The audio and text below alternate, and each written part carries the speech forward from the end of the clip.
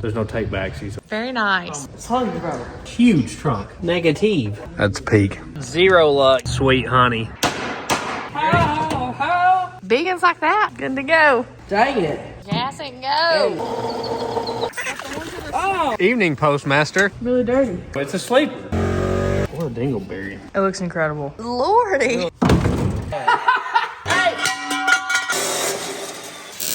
Whoa. Oh, my foot's crying. I'm a jumper. Little known fact. You're playing, boss. Not done. Amazing. Help! Rookie move here. Easy. Kramer right now, okay? Abundance of caution. Look at it. Get open my door. You're gonna have a baby?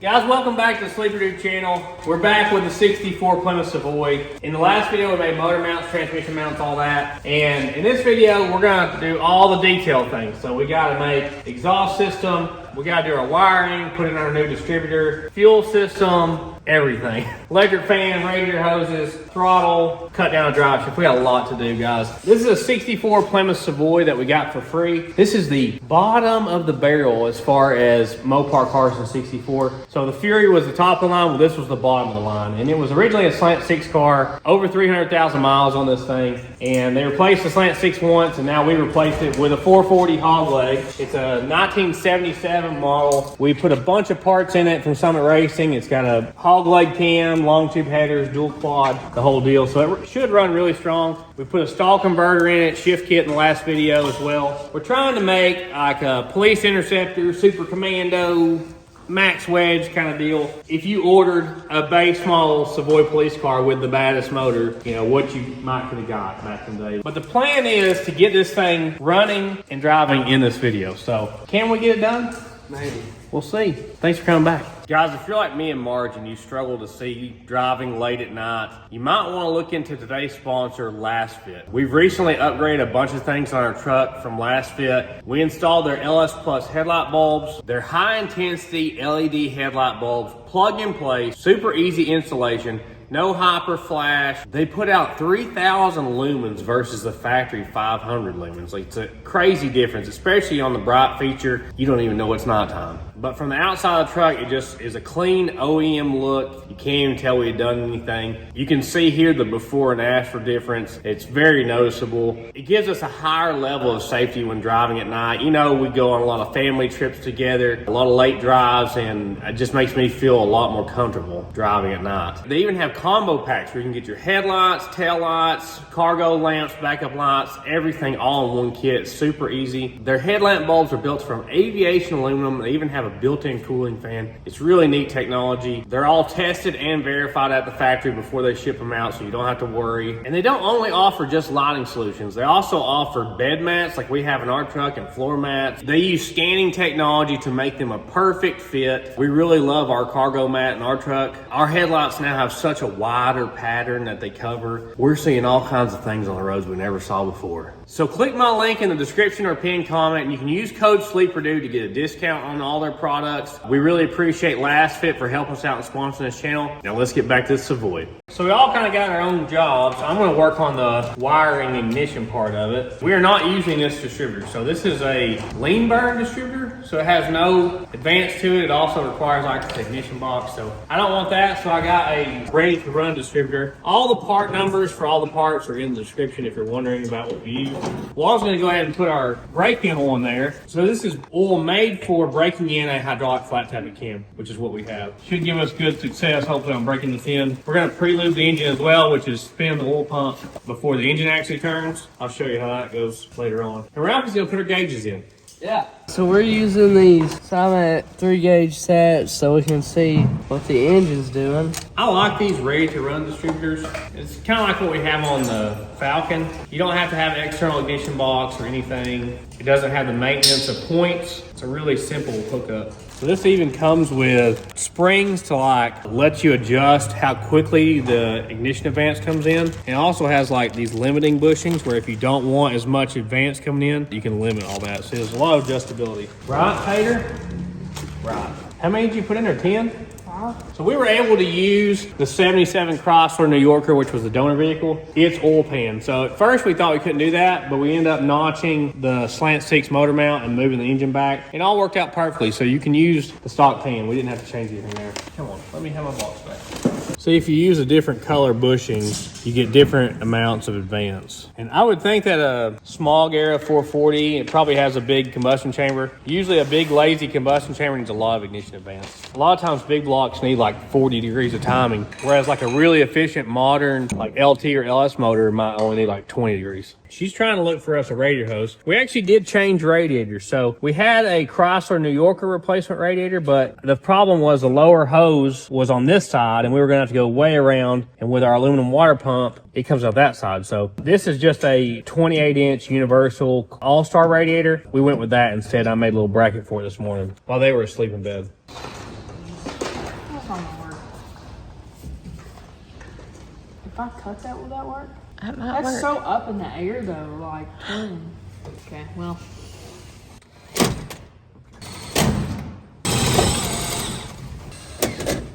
It looks a little big. I feel like if you cut it off right here, actually, it might actually work. Oh, that's not even the right size.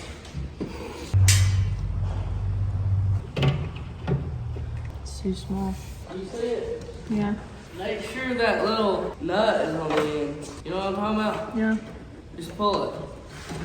It should be fine. Pull it. Hey, whoa. I don't know if this angle is gonna be better.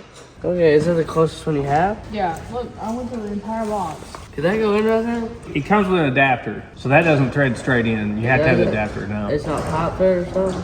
No, the intake doesn't have any, so it's gonna have to go in one of these spots here. This thing is set up with a blue bushing, which is 21 degrees. If you do like a normal base timing of like, say 8 or 10 degrees or something, you're only gonna end up with like 29 degrees of timing, which is not enough. So I'm gonna put the red bushing in it, which is gonna give us 28 degrees of advance. So you just take this lock nut off the bottom, and you can pull the old bushing out and put the new one in. Yeah, are you okay with me cutting this? Yeah, there's a Yeah. plug. I'm gonna cut this. It might work for the lower hose.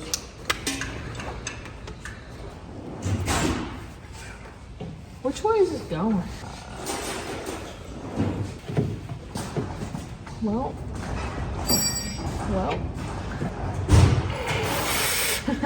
Is it too small? No, it's just not the right angle. We may have to get something if we don't have it. Oh, man.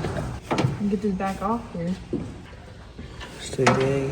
See the difference in the thickness of the bushings? So that just gives it a lot more room to move. All the degrees in there. So that just pops out the bottom of this one stud here. I guess you could leave the bushing out and get like 30 something degrees probably. It's not right, bro. Alright, that's our coolant temp sensor.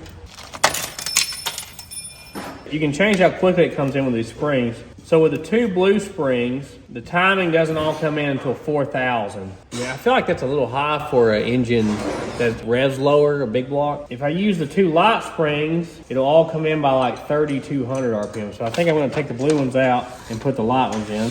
It's just counterweights that swing out. So as this swings out with RPM, it advances the timing. And the vacuum advance, it moves the base down here to do the same thing. It adds ignition timing as you back off the throttle. So as you gain RPM, this adds timing. As you back off the throttle for cruising, like down the highway, it adds timing. And then your base timing is just what it cranks at, basically. So these should just pop right off here like that.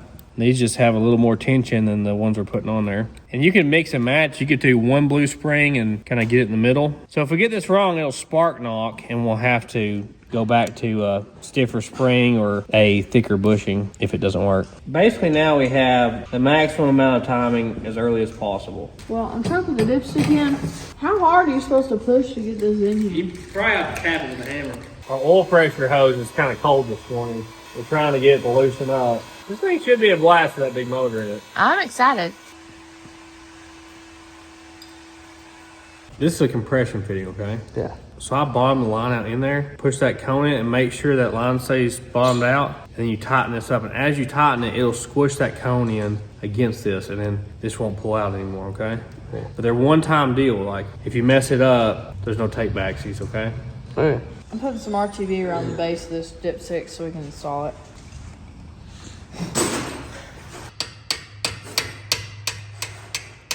Is that going in? No, it's like not even close. I don't know about this one. Obviously, this is much better looking than what we had before, but now we have centrifugal and vacuum advance and a simple wiring hookup. Now, we're not going to final install this. We're just testing it for now because we still got to pre-lube the engine with it out, but I can go ahead and wire it and stuff like that. I'm just gonna leave the cap off because we need to see where the rotor's pointing. I'm gonna put a bolt in the end to try to keep from crushing this thing. It's not really going easy. Is that in all the way? Yeah. It's pretty close. That's in. So I lost the factory dipstick, guys, somehow. But we got a chrome one, so that's better, right? Yeah, for sure. It'll give us points at the car show. Let me ride it full. We're good to go. Awesome. So this is a super easy setup to do. That's what I love about them so much. So red to positive on the coil, orange to negative on the coil, and then this goes to a chassis ground. That's all it is. Ultra simple to hook up. We got a new coil that's shiny and chrome too. Woohoo. We're gonna win those car show trophies. Yeah. Crying babies on the bumper, the whole deal. So Wall's got a radiator hose set up. I don't really like how high this goes. I will probably at some point see if they have anything better at the parts store that we might could use. She did find an upper and lower hose that could work. Possibly. It's just not the prettiest thing we've ever seen. Look, chrome bracket marks. Very nice. Chrome mouth all in on this one. Did you say grab the biggest hose clamps we had? Do they not have a smaller size in Well, stock? yeah, but I didn't want to like undersize and have to go back and get it. You I know? understand. You know what I'm saying?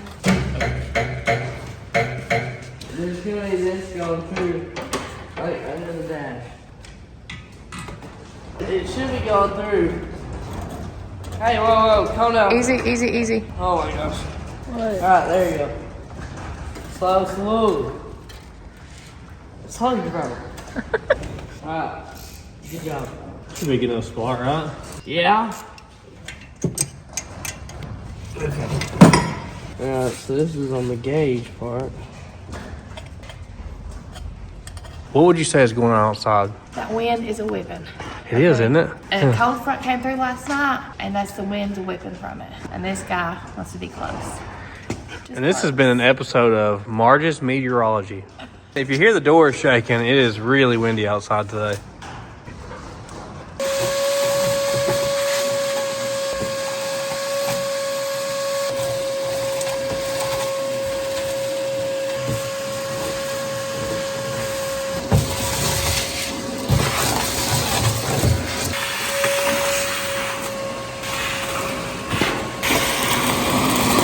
Because I want, as clean of an engine bay as we could, I don't really like having a battery under the hood. So we're gonna put the battery in the trunk. We have ample trunk room, okay? Yeah.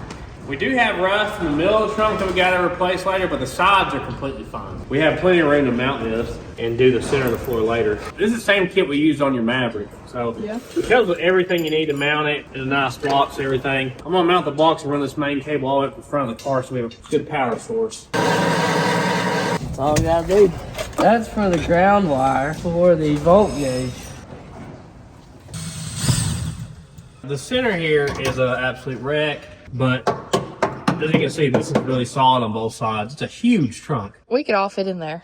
Yeah. Nobody sells a trunk floor for this, but it's just basically the flat center, so that should be no problem to replace. We'll see where we can run our battery cable through. It's got a ton of plugs everywhere. If they'd have pulled one of these, it might not have run it out.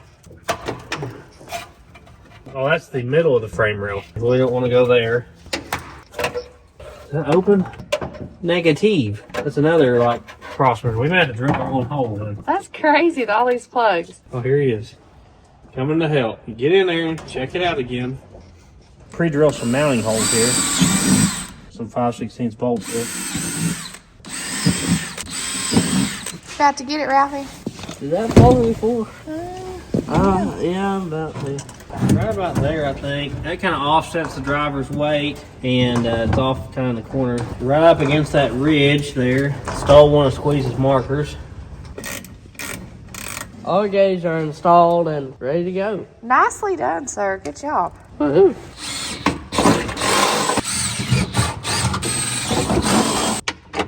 The little white speckled hen ended up being a rooster. He's having lunch. We're about to too. So we're going to town to see if we can get radiator hoses that fit better and I completely forgot to get exhaust hangers. So they did 5,000 miles like this. Completely conditioned to riding like this. If you haven't watched the video, we drove it all the way back from California. This is the Lincoln. Still doing good. Still haven't replaced the universal joint. Can still hear it.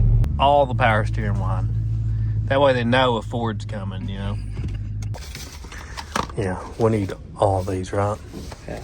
Or maybe we should just do it with this. Does that work, you think? I'm gonna say no. It don't. $75 exhaust tip. Oh. Maybe they got the Chevrolet bow tie exhaust tips.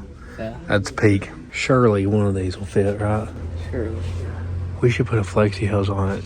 Yeah, I would. We need a little less bendy on both of these. I had zero luck getting the correct radiator hose, but I was able to get some long ones. I think this will work for the upper possibly, and that one for the lower, and we can cut them to length. And I also got an 1.5 inch, 1.75 inch exhaust sleeve to put them together. And this is gonna fix our power steering line. And all the hangers I had.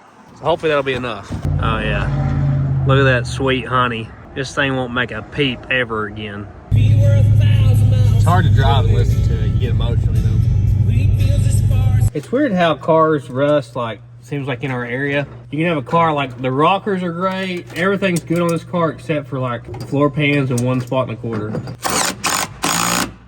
I've got a 1 3/8 inch hole saw. I'm gonna drill a hole for the cables to go through.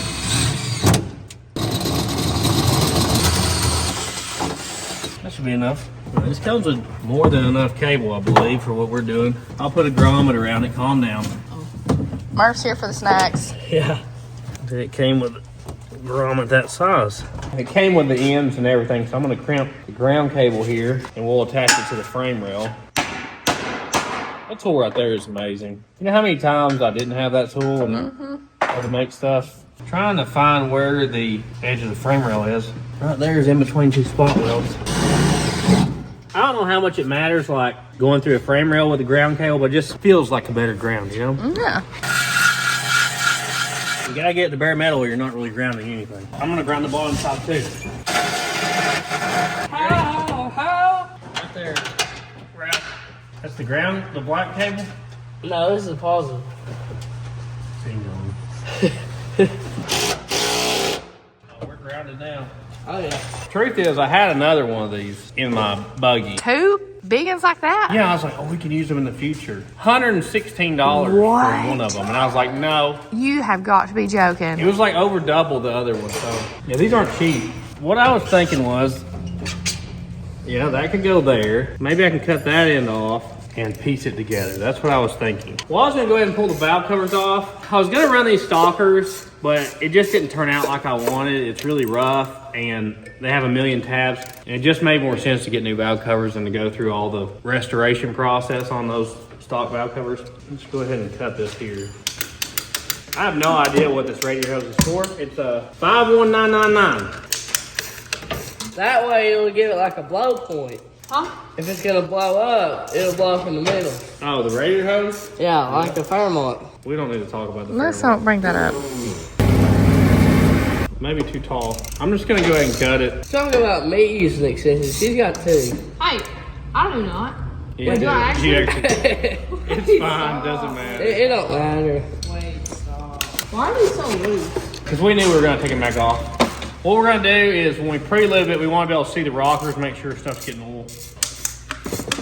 That's a little too tall, isn't it? I hope I don't cut this in about 10 pieces and realize I can't use it. I want it to be as low as possible. Look, it talks about you go more miles and life expectancy and temps drop. Temperature is the #1 thing that messes up automatic transmissions, is overheating. So he's got the transmission cooler kit here. We got to install electric fan and transmission cooler. Bobby's gonna work on that.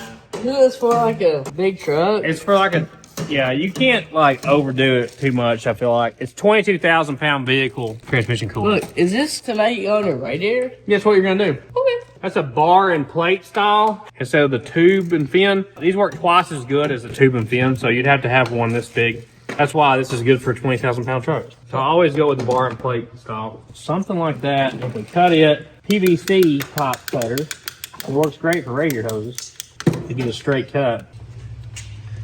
I don't know why that has so many. I guess that's that lean burn system because it had a computer in the breather, if you remember. Yeah. So your transmission lines are going to come from this side. Looks like we got enough room to slip them underneath the bottom there. Okay. So you probably need to face it this way and over this way, like We this. probably can't use, I have to get them in those holes. Probably down low and over to the side like this. And I can't use the same one for the fan too. I don't think they would line up the same spots, but Yeah. it's like a zip tie. You only got one shot. Stick one or two through to hold this in place and then get the fan over there and just see if anything intersects Yeah, correctly. So I've got this 1.5" exhaust sleeve here that's supposed to fit right in here. Oh man, that's tough. Oh, I should have put that. Right about here at the middle. Maybe it'll look like it's not too bad, huh? Look at them. Oh, you supposed to shake it like that? You just like, yeah, good. Good to go. I had distributed. It's nice. So he's going ahead and putting the transmission cooler lines on now because it's going to be really hard to do that when it's sandwiched against the radiator. This line's good to like 250 PSI and it's made in America, so can't beat that. Because you don't want to use just regular old fuel line or something. Will it fit? Yes. That's pretty good. Beautiful. And that way we don't have that high spot that could potentially be, you know, an air pocket. We have no thermostat in it currently to try to get all the air out of the system. So I don't need this crazy U-turn here. But I am gonna try to save it. I think we can just use one piece on this one. This is why we end up with a whole box full of random stuff, because we've done so many engine swaps, we just kind of keep this stuff around. We don't throw away old radiator hoses that are still good. And I think I can use just that if I can get the length right.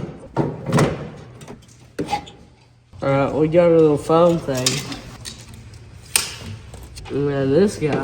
It's basically a zip tie.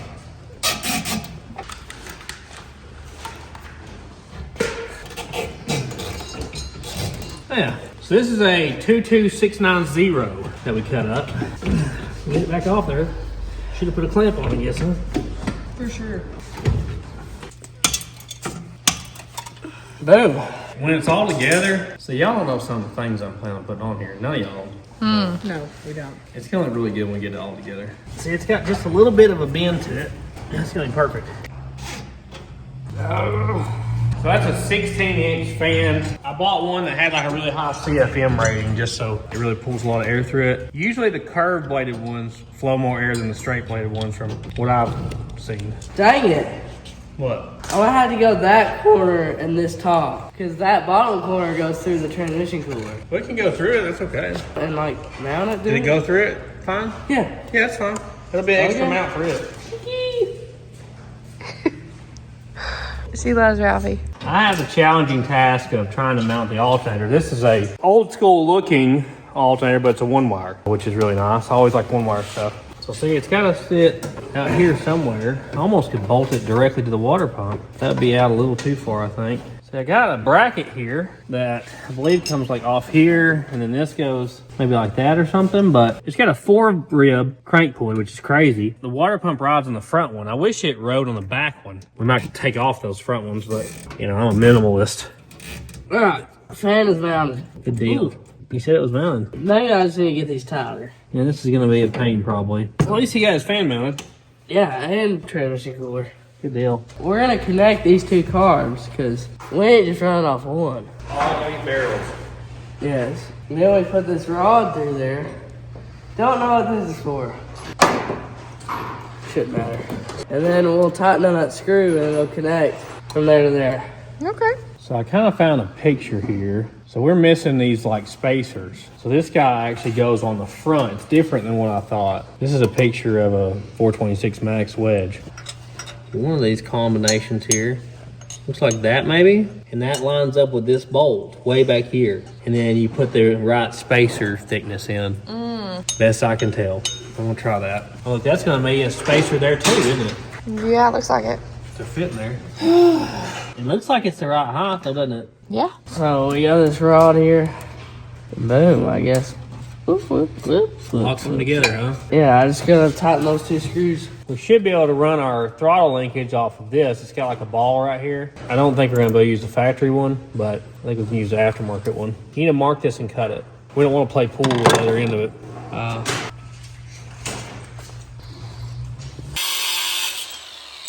We got it cut down. Now we're ready to just test it. See if it has the whoop out. Yeah. All right, yay. That's the whoop out. It works. Perfect. I wish that I could. I couldn't be more nervous right now. You're crooked. Am I actually? You come up this way, like that. This is at an angle. I wish that I had like the legs, you know, that I was taller. You're still crooked.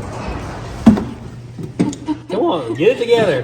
I can't. I'm not sure. Oh, wait. I just saw something. We got to move over because we got to get fuel into it. What about your fuel inlet fitting? Yeah, you should probably put that on first. You need to put the fitting in. That way we Yeah, know. but we don't. Okay. Here. All right. We'll revisit this later. This is like a massive, long 8-inch bolt. Just trying to get an idea of how this works. Nothing really seems to be lining up 100% correctly. And I'm sure it's me not ordering the right parts. Because our factory alternator bracket for this engine was massive. I mean, it was way different than this. I can't find the right order for the bolt to make this work. Adjuster go down like this or something? It's got to go down like that. That could adjust this. Did you find the right fitting? Yeah. We had one. It's a 3/8 pop thread. We don't have much of that around here. She's using this Permatex thread sealer stuff. How tight is this supposed to go? Yes. We're just gonna go with that. Okay. So we're not gonna need that. That's the voltage regulator. And ours is built in. That's gonna give us some more room to mount this. So we need more room for the fuel hose and stuff. This time. Oh, Wow. I don't know where that went. The heater core is over there, so we should be good to put a screw in here, I believe. You got this, push hard. That is... You're so crooked with the drill. It's never gonna stay on like that. You're pushing sideways instead of straight. What? Push right here. That help. Hey. I'm driving. Hey. All right. You already stripped it out. Actually, Yes. that's a lie. There's not real. Stop. That's not No, real. you That's definitely not stripped real. that one out. All you guys, a little bit of threads. You can't just keep going and strip it out. All right. I really can't get a good angle on this at all. Stop. Right there. Okay. Dude, how do you know it's stripping out? Is my question. When it like stops, Experience. you gotta stop. You ever heard of wiggling pin on the wobbling shaft? And you gotta get more speed than that. Gas and go. And when it goes, you gotta stop. Bro, it ain't going. It ain't going. Oh, okay. Stop. I would so have stripped all of them out if it was just like, you know, be fine. Hey. Just to get a hand screwdriver and check them. How about that? Side eye. Yeah. Hey, bud.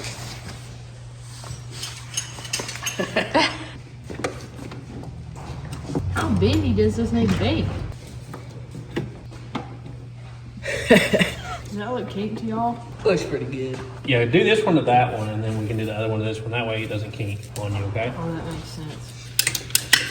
Let me put the hose clamps on first before I do all that. That'd be a good idea. I think I finally figured out the magic combination here, but it looks like I'm gonna have to make some adapters and stuff. So instead of going from the water pump bolt, that's not where it goes from. I think the tensioner goes from there. It goes from this other bolt here, the lowest bolt on the outside of the water pump housing, and this guy, and the top bolt on the cylinder head. But the only one that's the right distance, I think, is, well, looks like basically none of them are. It's running into the casting. So we're gonna have to manufacture some spacers. Luckily we got that kit that came with all those aluminum spacers. Yeah. We've been using them like crazy. I think that goes down there. The alternator is way more complicated than I expected it to be. We just sat the valve covers back on so nothing would fall down in the engine. We had a couple close calls with Ralphie. I was about sweating it. So we got all these guys, and amazingly, this all came with one alternator mounting kit, I think for the Metro Mite. And it just came with an incredible amount of spacers. That's so cool. So we've been using them like crazy. We'll cut them down to the right length, and we should be able to make some combination that works. Or maybe one of them's just the right length, you know? Yeah, I think I need a really shallow one right here, because it's hitting the water pump body. So we're gonna have to cut something down here. That's too long. Perfect. I'm trying to go through the bolts, buddy. Back up. I don't need no help with the bolts, guys. I'm trying to I'm trying to organize the bolts.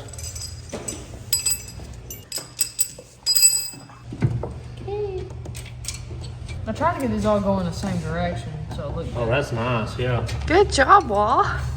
So this one's kind of jacked, but it's It looks good. Even with two little spacers under there, this is still pretty far off from being out far enough to meet up with this, unfortunately. If we had a water pump pulley that sat back farther, that might could do it. I know I don't have any more 440 stuff. This is the only 440 I've ever owned. I wonder if it's the same as like a different vehicle. I bet that's good. Yeah. Thank you. Why would Chad want to do the car? I don't know.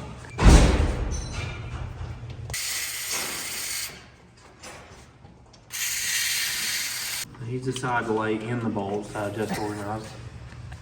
Why would you lay there? That can't be that comfortable. He thinks he's gonna get some love when you come back for the bolts, see?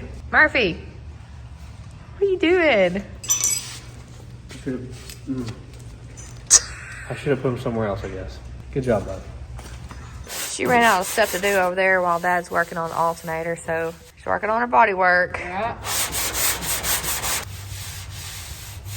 Sitting like a long 3/8 bolt in here actually gives you a pretty good guide for your belt alignment. So this is gonna have to come out to there at a minimum. So I need a spacer that long, and then we're gonna have to do different width spacers for every one to get it all the same length. So I found the right size spacer for here and in between here so it doesn't crush this. Only problem is I don't have a bolt the right length. It needs like a 7-inch bolt, and that's an 8. All I have is 8 and 6. I found the right size spacer for down there. Now I've got to cut one for here. That length right there. Ralphie's gonna cut it real quick in the lathe because it just makes a better cut. If you got it here, you might as well use it, right? Yeah. So it keeps the You line. want to keep the line? Yeah. That's perfect. You ready? Yeah, I'm ready. Ready for It'll be yeah, that'll be fine. You just do it right there, okay? He's just gonna cut straight through it. It's aluminum, so. Yeah, it's easy, yeah.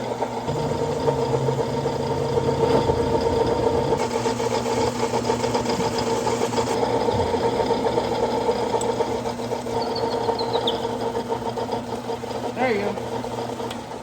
Alright, so that's the piece we're not using. That's the piece we are using. Very cool. Fits perfect. He did a good job. So they're all different thicknesses, every one of these spacers. Is he helping you sand? Yeah. He's been here this whole time. He's a great helper. So she's working on the bodywork on the bottom of her fender here. If you can see it from Murphy. And the quarter pound. She's actually been working on it on and off for the last week or so, right? Yeah. So she got the quarter pound really close. Yeah. Just some pinholes and stuff, right, Murph? Now that we're done with the Bucket O radiator hoses, we gotta go to the Bucket O V-belts. See if we can put a belt, because this one is too long. Some of these aren't even any good, but you can use them to test it, you know? For sizing. Yeah, probably gonna be barely too long. Need one just a little bit shorter. Okay, that one fits perfect. That's a 15450. Looks to me like it's perfectly in line. What do you think, Ralph? Yeah. That's right on. You got the straight eye. The only thing I'm gonna have to do is find a 7-inch 3/8 bolt somewhere in the future, but we got 3 bolts it's mounted on there. So it's solid and everything. So you can see where the slant 6 came over so far, the alternator was touching over here. But that took way longer than I expected to do. Yeah, I was a minute. I got a lot of wires here I'm not going to be using, mainly to do with the factory charging system and the factory gauges. I'm trying to go through all that. We've labeled everything when we took it off and see what stays on. That's for the starter. That's a starter relay there. We're going to be keeping that. Like, this is the oil pressure light because it didn't have a gauge. We're not going to be using that anymore. So I'm going to cut it all the way back to the firewall here because I don't like having all these extra wires hanging out here. This car actually had a wire in the fire before we owned it. I think that may have been what put it all through. It absolutely melted the main charging wire going all the way to the dash. Because I think everything in the car from the factory went through the amp gauge. So his plastic line came loose and he's gonna just replace it with copper for the oil pressure gauge. The factory horn setup, which we took the horns off the car. I pretty much take them off every car I make a hot rod out of. I ain't gonna use the horn anyway. So this is like the field wire, I believe. Yes. For the factory voltage regulator, we're not going to be using. We cut that out. That's our factory positive wire to our coil, so we are going to use it. So we don't need this anymore. This is our original main charging wire. I'm going to run a new one because this puts out more amps and you need a size your wires based on amperage. This will still get a connection because this powers the stuff under the dash, but our main charging wire now is going to go straight from the alternator to the battery cable that goes to the back, which that's a cable I made that comes from the starter. Well, this is the factory temperature light. I need that. I see a lot of stuff in the comments, people talking about me just cutting wires and going crazy with stuff. Yeah. I don't know, I've wired a bunch of cars. I don't really get nervous about cutting wires as long as I understand what they do. Look at our factory positive battery cable. That thing is roached. Absolutely. Ellie thinks it's snacks. It's not snacks, Ellie. Not snacks. This is some of our wiring we did when we got the Slant 6 running. It looks like it's the main power wires going under the dash from where it had that wiring fire. I just have to figure out where they all go, decide what we're going to use. Time for Bondo.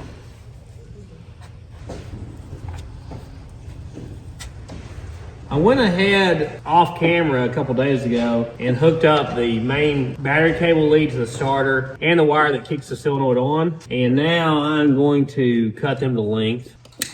This is the wire that starts your starter solenoid. This is your main battery lead for the whole car. I don't know why it all goes to this relay, but it does. And this one says it's an I, which I would assume would be like ignition, probably goes to the coil. Usually they send 12 volts to the coil on cranking, and then it goes to the ballast resistor when it's running. Put a new end on this.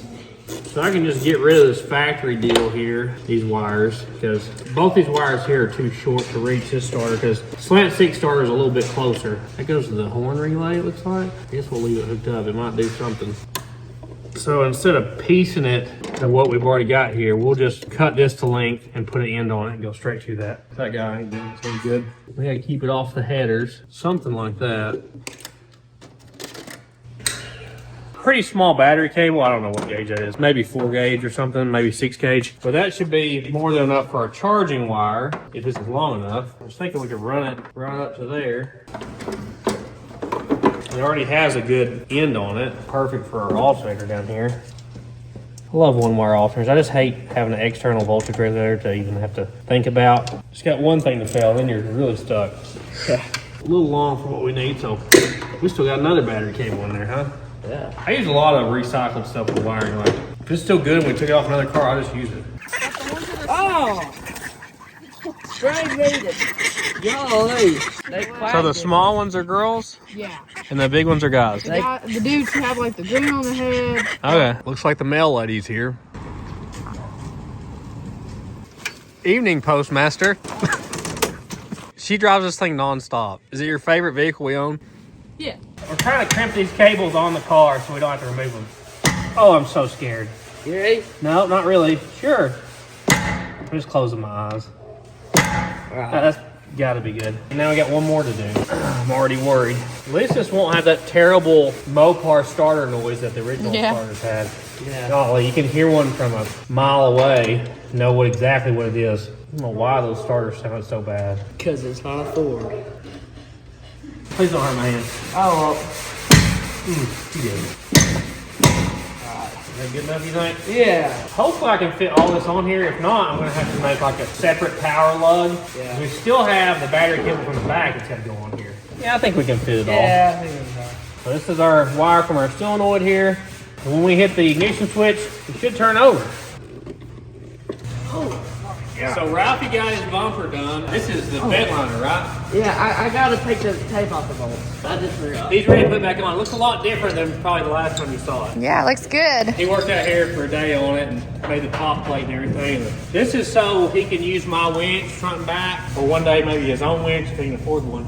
Yeah, you can use one winch and do front and back. So usually I use a bracket like this, but usually we're using a 4150 style Holley carburetor. Although the distance is the same, it looks like. As you can tell, it can't fit in there. There's just no way with the dual carb. See, I'd have to go all the way into there to get this bolt started. So I think we're going to cut this and try to use maybe both halves of it. So maybe we could put this on the front carb and this on the back carb, but I don't think we're gonna be able to use the middle really at all because it hits the linkage. It's just designed for a different carburetor. Oh, wow. Hey, you think you're ready now? Yeah. How do you think that thing weighs? Couple hundred. If you drop it, I made it drop. Say in the comments if it looks a lot different than you thought it would originally look. Marge was like, I thought it was just gonna be the straight piece across there. No. That one's barely on there, so. It's good enough for me. He's also been working on fitting all the panels, getting all the gaps right, because you want to do that before you start your body work. On something like this, you replace a bunch of panels on. You see there's no sparks? Yeah, why is that? It's aluminum. Even when it's molten, it's not red. Huh. Marge, will I save this piece of metal? Absolutely. Always do, don't I? We'll use it for something. How's it going, Wah? Pretty good. Really dirty. You are. I think it can brace against the corner of the carburetor, maybe. That's cool. Question is, will the mechanical choke work? Yes. Okay, we'll try that. The super nice thing with these brackets is, look at all the adjustability. So if your cable is a little too long or a little too short, I mean, you literally have probably 3.5 inches of adjustment there. And then this is adjustable too. It's threaded. So we're just gonna switch to this kind of throttle. It looks better too with our shiny look we're doing here. Yeah. This car's gonna look so different with the hood over. It's a sleeper, really. Yeah. Exactly. I mean, it's gonna look like completely stock on the outside, like this under the hood. People aren't gonna expect that. Like, we gotta figure out something on the end that'll snap onto that. So since I keep all this stuff, I had a thing here that will snap onto this little ball here to pull the throttle back. Okay, I'm up under the dash, pull the pin for the factory throttle. Save that guy. And it looks like it has a clip is all that holds that in there. I thought we were gonna have to unbolt it, but I don't think we do. There you go. Maybe we can just pull it out. Come on. There it goes. That was easier than I thought. It just clips in. Oh. Yeah, this one's like kind of kinkle-dinkled and really, really short. So we should be able to feed this one down through there, right back to that hole. Yeah. Can I help? Yeah. You tell me if it pops out the other end. Hey, there she is. Woo! I'm gonna hook it up under here. Okay. That pretty much hooks up the same way the factory did. It's just shiny and aluminum now, and it is adjustable if we needed to adjust it. We should have plenty of adjustment up top though. There you go. Your winch looks nice. Yeah. That's my winch, bro. Yeah, but one day is not. I don't have mine on there. This thing was always destined to be a police car. Look at the spotlight that was in it. That's lovely. Wow. Eugene had the funniest stuff. Like, we've owned a couple cars from him, and he always had stuff like this. Like, Yes. he kind of rigged stuff up, and it's great. So that's his portable spotlight. I could use that. That's funny. Yeah. Now we got to cut this cable, and hopefully it won't fray all over the place with us. Try to cut as clean as I can. And then this guy can go on here, and you can see it's got a couple set screws. I've got the pedal all the way up right now, so it should be at the right spot. I have had a throttle cable or two pop loose on me. Seemed like I always had cars, especially early on, that just had terrible throttles. Like the Maverick's throttle was always just terrible. I should have put more work into it. It should snap in right here. Like that. Because this is adjustable, I can put it wherever I want it to. We're gonna try to get it at the perfect spot here. You all right? Yeah. Good deal. Right there should allow us to be at complete idle. Now, one issue is we've never started the engine, so it could be idling high, especially with two carbs. You know, that's double the air coming in, so we may have to loosen it up and slide it forward just a little bit. We got all kinds of adjustment there. All right, this should work the throttle. Are you ready for this, guys? Let's do it. Woohoo! Hung wide open. That's what you really want right there. Oh, y'all. So I gotta get a return spring on this. Once again, this is something from some other kit that I had laying around here. See if we can make this work.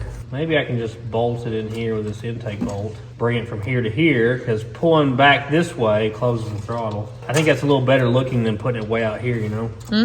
That would be nice if this works. Probably put that this way. Go down there, get more pressure. Still comes back pretty slow. Let me double up here. Oh yeah. All right, let me try with the pedal now and see how it does. So our pedal's not in the best shape. That's a little sticky, isn't it? So what's sticking? Is it the pedal itself? Probably. I might need to just PB blast that pedal assembly, because everything else seems like it should be fine. That should definitely be enough to get us started, huh? For sure. You're out of Bondo. That is the last little snippets of it, and I'm pretty sure we're about out of hardware too.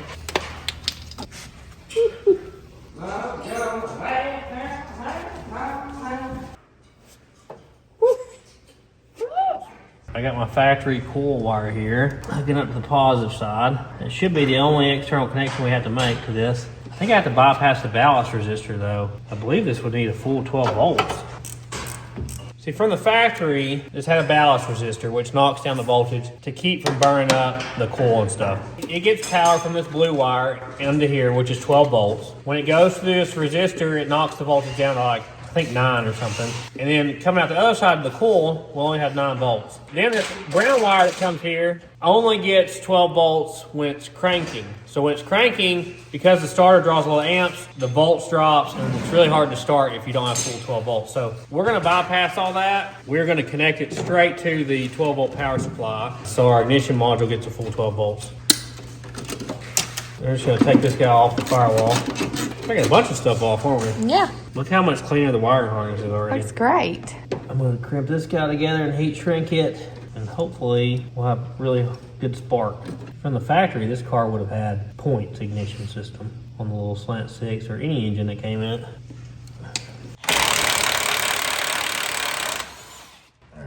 Loose. So he's taking the sway bar off because America. There you go. So it'll twist and stuff. Yeah, flex. Flex, that's the word. That's And weird. Look how it's built different on one end to the other. weight reduction. That's true. Well, it's Yeah. because there's a center section. Now it only weighs 6,000 pounds. Yeah, not 60, 50. We're all tired. We got old movies to watch. We'll see y'all tomorrow. I'll get on the lift and try to get the thing finished up. Kingdom of Heaven tonight.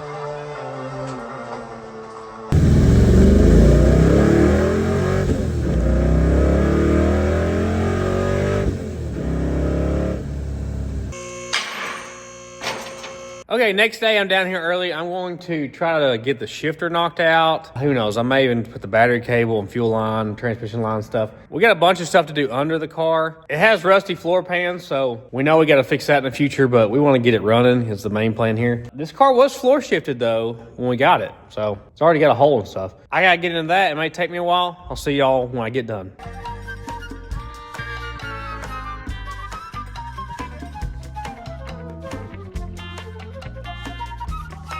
Well, I worked on the shifter for a little while, and then I kind of got distracted. I made the transmission lines. This is an 1/8" pipe thread fitting to a 3/8 barb, and those 3/8 hoses go away from the headers up to the front, up under the radiator. So that's all hooked up now. And then I put the collectors on here, which I like how these are. It's like a tapered seal or whatever, and you can move it different ways. I think we're gonna have to turn ours in. I also went ahead and ran the battery cable and the fuel line. I just ran a brand new aluminum fuel line. I really like this. It's a similar price to just running a rubber hose. It's stiff enough to be able to hold the battery cable up for you. So it goes all the way back here over the rear end up to the back. I went ahead and vacuumed the car out and found more rust than I'd hoped was in the floors, but it's all pretty flat metal. It should be pretty easy to patch. Let me show you what I found out with the shifter that kind of sidelined me. So I got the shifter because it was really tall. I thought it would look similar to the floor shifter that was in it before. What I didn't fully realize is this shifter doesn't come with the box that a shifter normally mounts in. This is made to mount to the floor directly.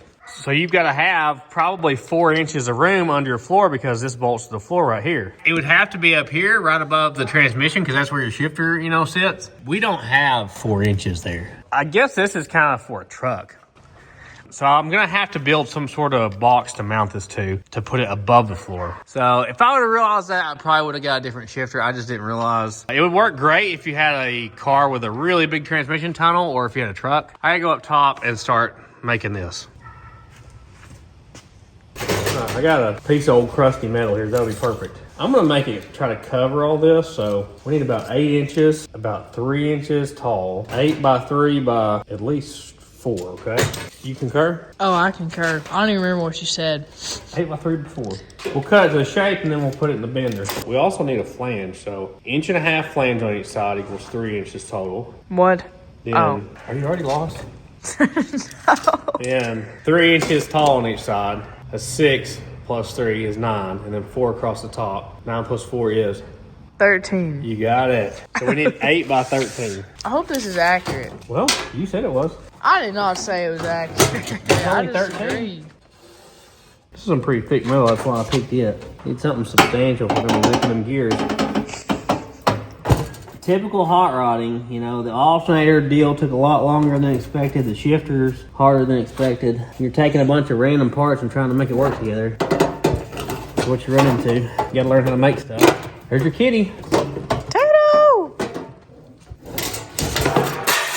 Can we do all these bends? I don't know about it. Sometimes you can't do them all because it won't fit in the brake. So that's your flange, which I haven't even glanced at the floor to see if this will fit. Wow, that's really smart. Thanks. Key! All the cabs are coming down here today. That's the side. Did I over 90 that one too? Yeah.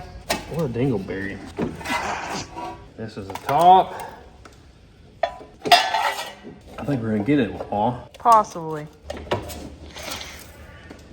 Look at that. It's great, Dad. Now I've got to cut a square out in here and straighten these up to 90 degrees to mount it. So the shifter's got to go through this. So we need an 1.5 by 3.5 square right there. Should work.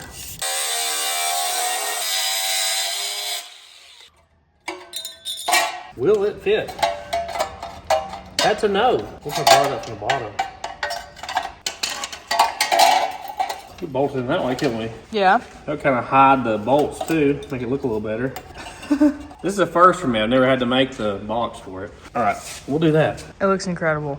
Thank you. So when I'm drilling like 4 holes like this, I don't ever drill like all 4 of them at the same time. I drill one, put the bolt in, probably drill the opposite corner, put the bolt in. That way you know they're all gonna line up. If you drill them all 4 at the same time, you're probably gonna have an issue with getting them to start. This may be my masterpiece right here. I mean, it looks pretty good, surprisingly. For that, we can bolt to the floor on the transmission tunnel. And now we have room for our shifter. I just gotta hook the cable up. It'll come out here. So I guess the cable comes out the back, which is weird because the cable exits to the front of the transmission. So I gotta figure that out too. Unless I got that backwards. Maybe I had it backwards. Installed. I have to get some more self-tappers. About out. So here's how I like to adjust shifters. So right now I've got the shifter pulled all the way back in low, and you can see that our pin thing is not lining up. I like to leave the cable on the hook like this, and then you can adjust it exactly where you need it to, where it slides in that hole perfectly centered. You want no pressure on it when it's in gear. And I like to go all the way up to park and do the same thing. That kind of verifies that your lever is the right length, which just came with it, so it should be. So I'm gonna adjust it until this just slides right in that hole, and we should be adjusted correctly. There's adjustment here and adjustment here. While I'm down here, I'm going to put this plug in the transmission. This is to plug up the hole for the speedometer deal, because our speedometer deal is different, and who's keeping up with how fast we're going anyway? Not me. Honestly, a lot of these old cars, I just use like a speedometer app on my phone nowadays because it's more accurate anyway, and you don't have a cable to deal with. All these old cars do this anyway. I didn't even know these plugs existed, but it works really nice. That way we don't have a leak. Looks nice, doesn't it? Yeah. What y'all think? I like it. A Lordy. little tall, huh? Yeah.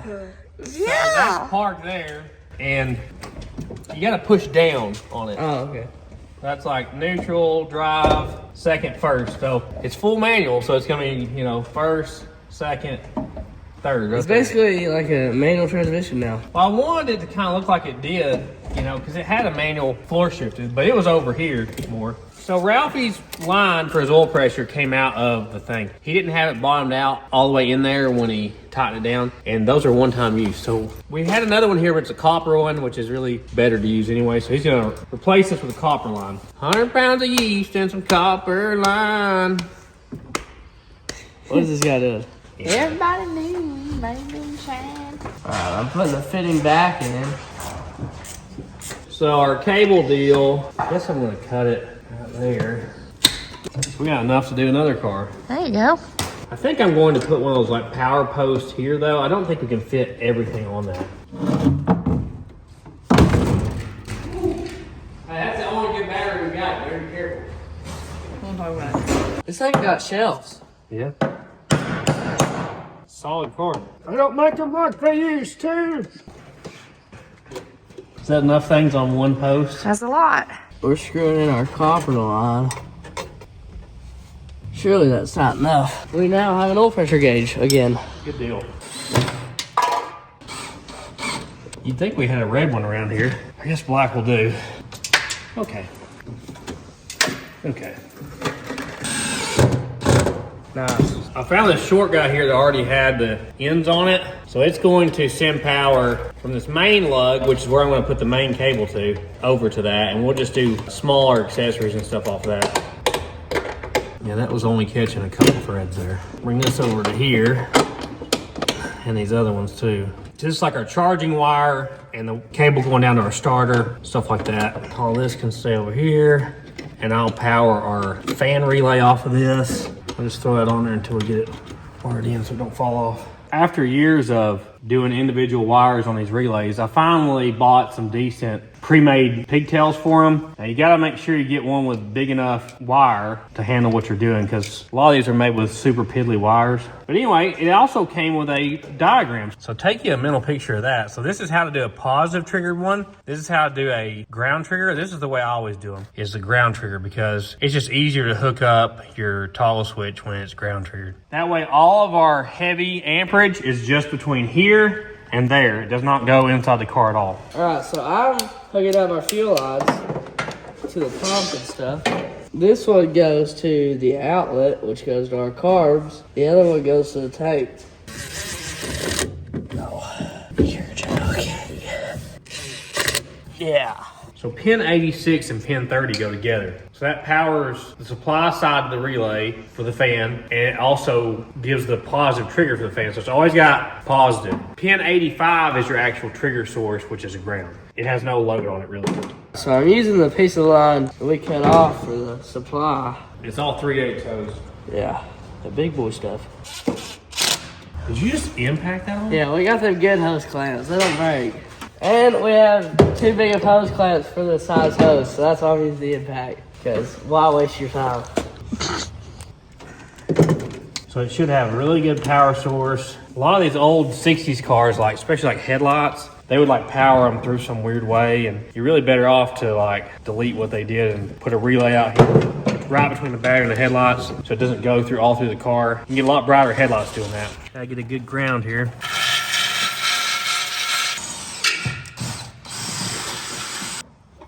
All right, so that's for the ignition, the ground for the ignition that we talked about earlier. This is the one for the fan right here.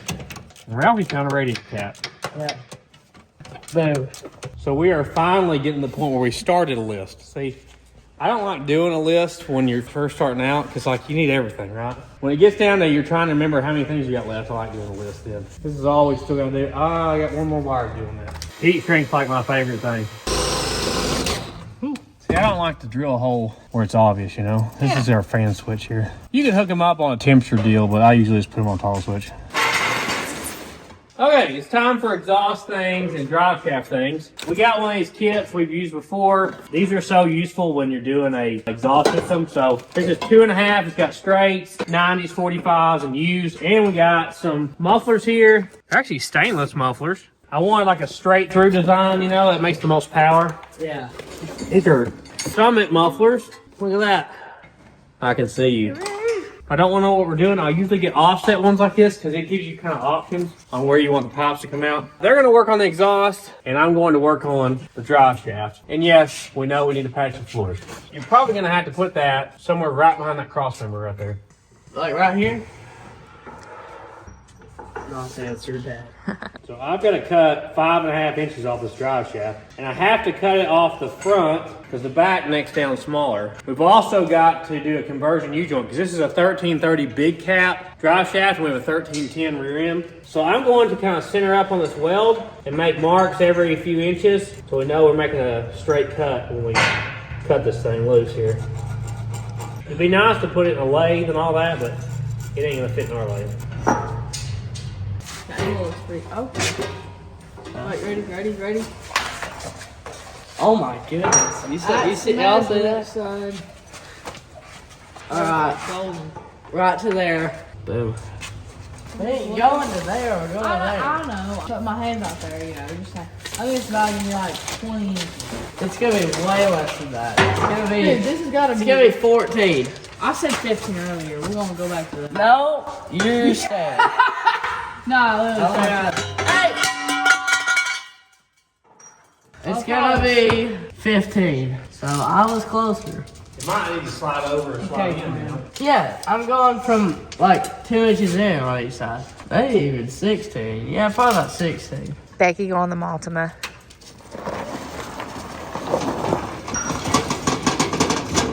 This will probably be the best way to cut it.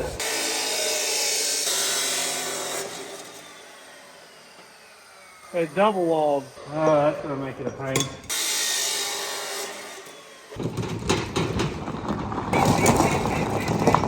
I want to mark this angle.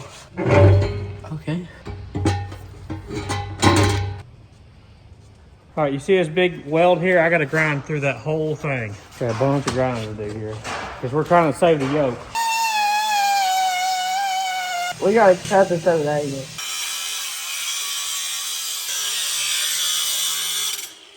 Boom. Nah. Looks pretty good. Not too much of a gap. It's fine enough to weld. Nice. See, I'm trying to grind through this without grinding through that because we don't want to mess the yoke up. I don't know how close it is to breaking loose. Guess I got more grinding to do, huh? Looks like it. It's stuck. I'm gonna take this pipe and muffler in place. Oh, there you go. See it? I'm gonna have to grind this back part, but at least I know how far to go now. See, that was double walled except for like the last inch. So I'm gonna have to do that on the other one, you know? And I may save that weight and weld it back on.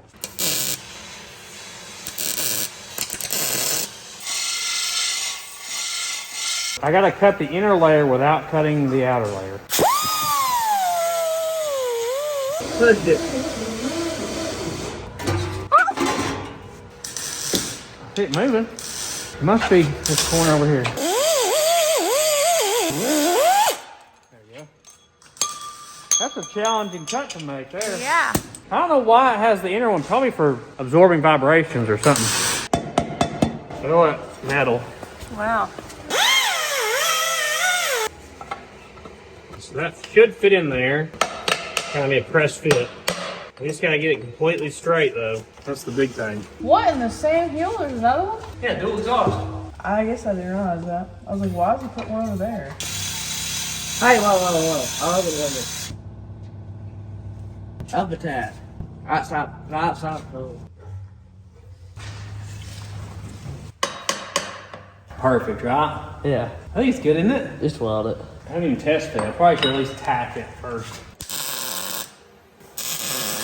So we had measured this the last time we videoed. It'll be right about there. Yeah, that's perfect. All right, I'm gonna weld her up.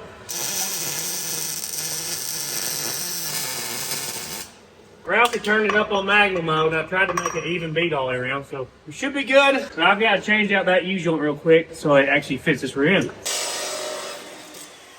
So you can see this is the 1310 side, this is 1330. This is just one I had here from some other project, but I don't actually think this is the right one because the ones I've messed with usually have the clip on the outside and this has the clip on the inside. So I think even though it's got the right size caps and stuff, I believe it's still the wrong U-joint for what we're doing. I'm probably gonna have to order one, unfortunately. I don't even know how to explain this to the parts store, really. You know how it is, like you can't tell them what year it is and all that. They can't really help you sometimes unless you just got a good one.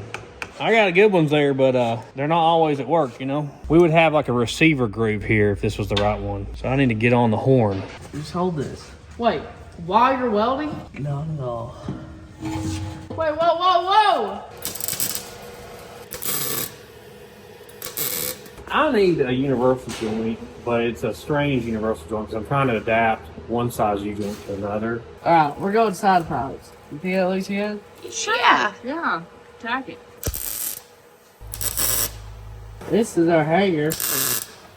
It's gonna fall off eventually if you don't have a hanger. So probably putting hangers on, and this will probably droop down too. Oh, Great.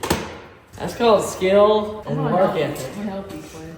Just be ready in case it falls. Okay. You think his door handle can hold my weight? Oh yeah, it's 1964. Well, if you put your foot on that bottom step, Don't hold me. Oh, my foot's cramping. Oh, Lord. Oh. The door's gonna open on you. The door's gonna open on you. You think? It looks like it's unlatched.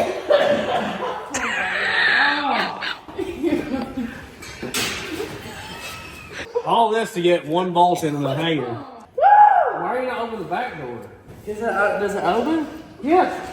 Just get in somewhere. Dun, dun, dun, dun, dun. My nerves are shot. Get in the car, son. I like that guy in the clouds. But you're not. I should start leaning back and put chalk in my head. Where's the bolt? Get in the car, son. Merchandise available at thesleepydude.com. We got these nice Sleepy Dude keychains. Think about it. And we got our new model t-shirt. We've got hats, hoodies, stickers, keychains, everything you'd want at thesleepydude.com. Go get you some. Marge needs something to do. After a bunch of research, Summit's website has a lot of like ways you can filter stuff out. It's a Detroit 7260 to a Detroit 7290 combination U-joint. Part number 347, Moog. I'm gonna call the parts store back with a part number and maybe they can get it this time because they said they couldn't find it. You got it? Hold on. She's getting it. Okay. Hey, that's way too much. What do you mean, bro? It's not a huge bolt. Nah, I couldn't hear you, man. I'm a jumper. No, you're not. You're not, bro. There's twin. I'm gonna like put my hand out. That's not going to help, Wall. It's gonna Yeah, help. I'm just gonna put 150 pounds on your The foot. body strength of an ox. So, We talking about the same person? Yeah. wait, hold on, twin. Walk, get off the thing. Just get out of oven. She's no help. Can you please wait till your daddy gets back? Oh my gosh, my gosh, my gosh. Hey, just step on the. No. You're fine. Who? Where you going? Y'all make too much of a big deal about this. That made me a nervous wreck. So I got back a hold of the parts store. I think I found the right part number. He was looking up part number 348 and that had the wrong clip, so he didn't think there was one available, but there was. So I'm supposed to have it tomorrow by noon. Well, it looks like we're going to have to wait till tomorrow on the drive shaft. The reason we're doing side pops is, as you can see, this is the worst spot in the whole floor. This is where your feet go on the back floor. It's funny, this is completely solid, like no rust, but this is rusted out. We're trying to make something real simple instead of going all the way to the back for two reasons. One, I'm always kind of lazy about exhaust and I don't mind side pops, and we have shocks right in the way of where the pops would go. Secondly, that's going to make it easier when we go to patch this floor to just take the exhaust back down real quick. So we're trying to make it work and remove it easily. We have a lot of cars with side pops. Yeah. Yeah, a lot. The Galaxy Wagon, the Falcon. Yeah. Some of them have no. Metromite. Yeah, Metromite, yeah. I'm kind of a side pop guy. In the 90s, they made F-150s that from the factory had side pops. Yeah, that's pretty cool. I always thought it was neat. But anyway, it's already late on a school night. We should get that U-joint tomorrow and get right back on this. We'll see y'all then. Just commuting back home. Squeeze ran over the headlight wires, so I have no headlights, but at least we got street lights. So I made a quick trip to the parts store this morning and I got a matching hanger because I want them to be matching. Drill some holes, try to get this exhaust done this morning. Is it the same height, Ralph? Yeah. Confirmed.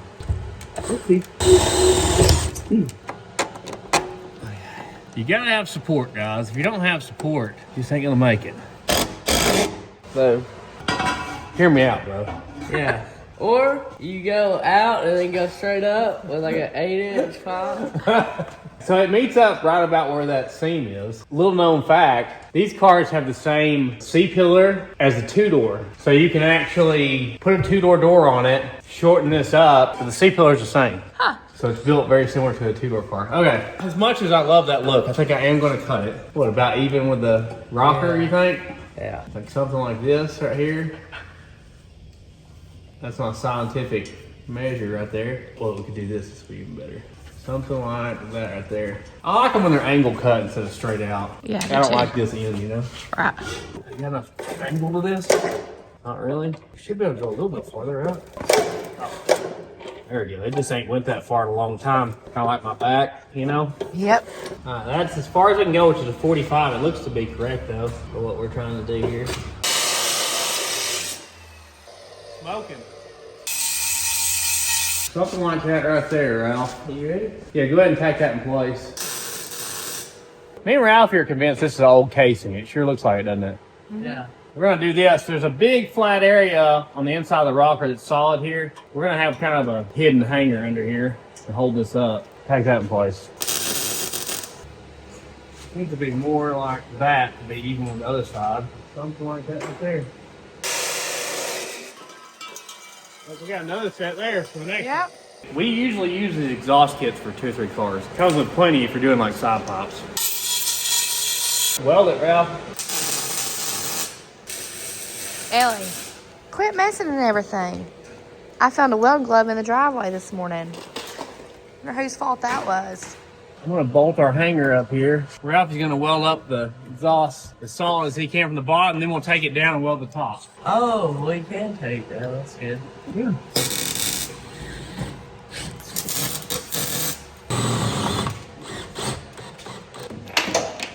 Explain yourself. I don't know. I cut it right. Dad moved it wrong, so we have a gap now. So I got a bolt here. It's just gonna fix our gap. Because America and such.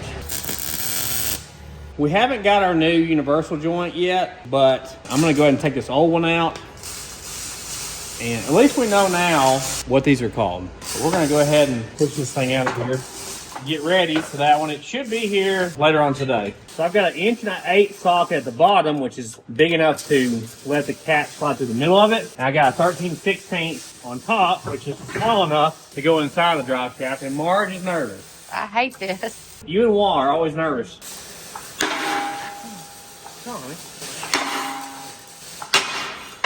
There you go, it kind of let loose. I'll take one cap off. Sometimes you can get both caps off at the same time like that. A lot of times you gotta pull one cap, flip it over, press it the other way. That guy's good to go. Can we get it off? It's not looking like it, is it? You don't want to come out. So we'll press it back down through the other way and do the same thing with it. I have to use a bolt for this one. It popped, Marge. I know, my heart stopped. Did it really stop though? Did Yes, it? for 3 seconds. Good. There you go, we can pull the other cap off. Last night for a second I was like, I may have to reuse these caps and put them on the U-joint I have, but it all worked out. I really didn't want to do that if I didn't have to. All right, so we're ready for our new U-joint whenever it comes in later on today.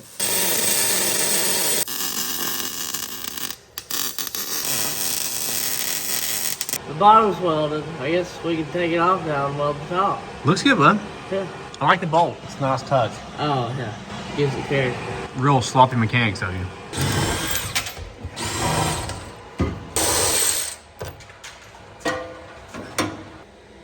Nice. So we went to the parts store and got our universal joint now.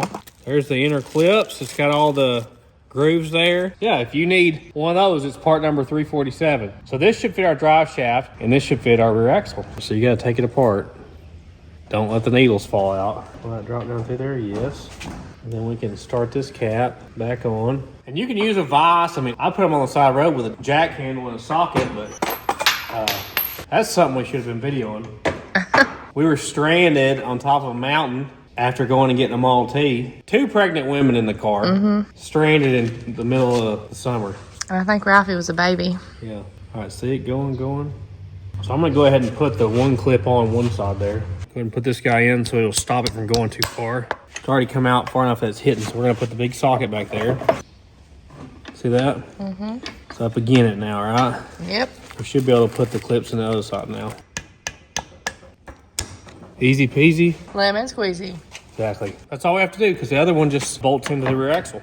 Main thing is, if you're ever messing with the drive shaft like this, you have good U-joints. If you're moving it at all, you should tape it up. If you're gonna store it for a while, tape it up. Because if you lose the caps, you're donezo. I can go ahead and snap these little clips in here. So it'll be easier to grease these while they're on here. So I'm gonna re-grease the front one, which doesn't appear to be wore out, but a little bit of grease will make it last a whole lot longer. Just wanna make sure there's not any lost looseness in it, you know? Oh, I hear it. Oh, it's coming out over here. Pushing that old out. Yep. But it doesn't feel loose either direction, so I think we're pretty good there. I'm really limited to what I can do here because eventually we'll just push the caps off. Because there's nothing to hold them in. We'll put a little bit in here though. I don't think you know what a little bit of grease is. Okay. Is it coming off? This one did something. Sorry. We got this bolted back up. We're just gonna tighten everything down and we can throw the drive shaft in. I think we're done underneath the car. We're getting pretty close. We're getting close. Getting excited. Let's see if my drive shaft mod fits. Come on. There we go. Okay, we're gonna have to roll the car a little bit. Oh, who made a mess with the grease? Yeah, that fit good. Just got these little straps that hold it in. Those inside clips keep it from falling out. Or are you ready to hear this thing run? Oh, I'm ready. These aren't that big of a bolt, so I don't really want to give it the full grunt, you know? Yeah. I don't want to ground her off. Sounds like somebody's buzzing the tower. Buzzing the tower? You hear it? What are you talking about? You're playing, boss.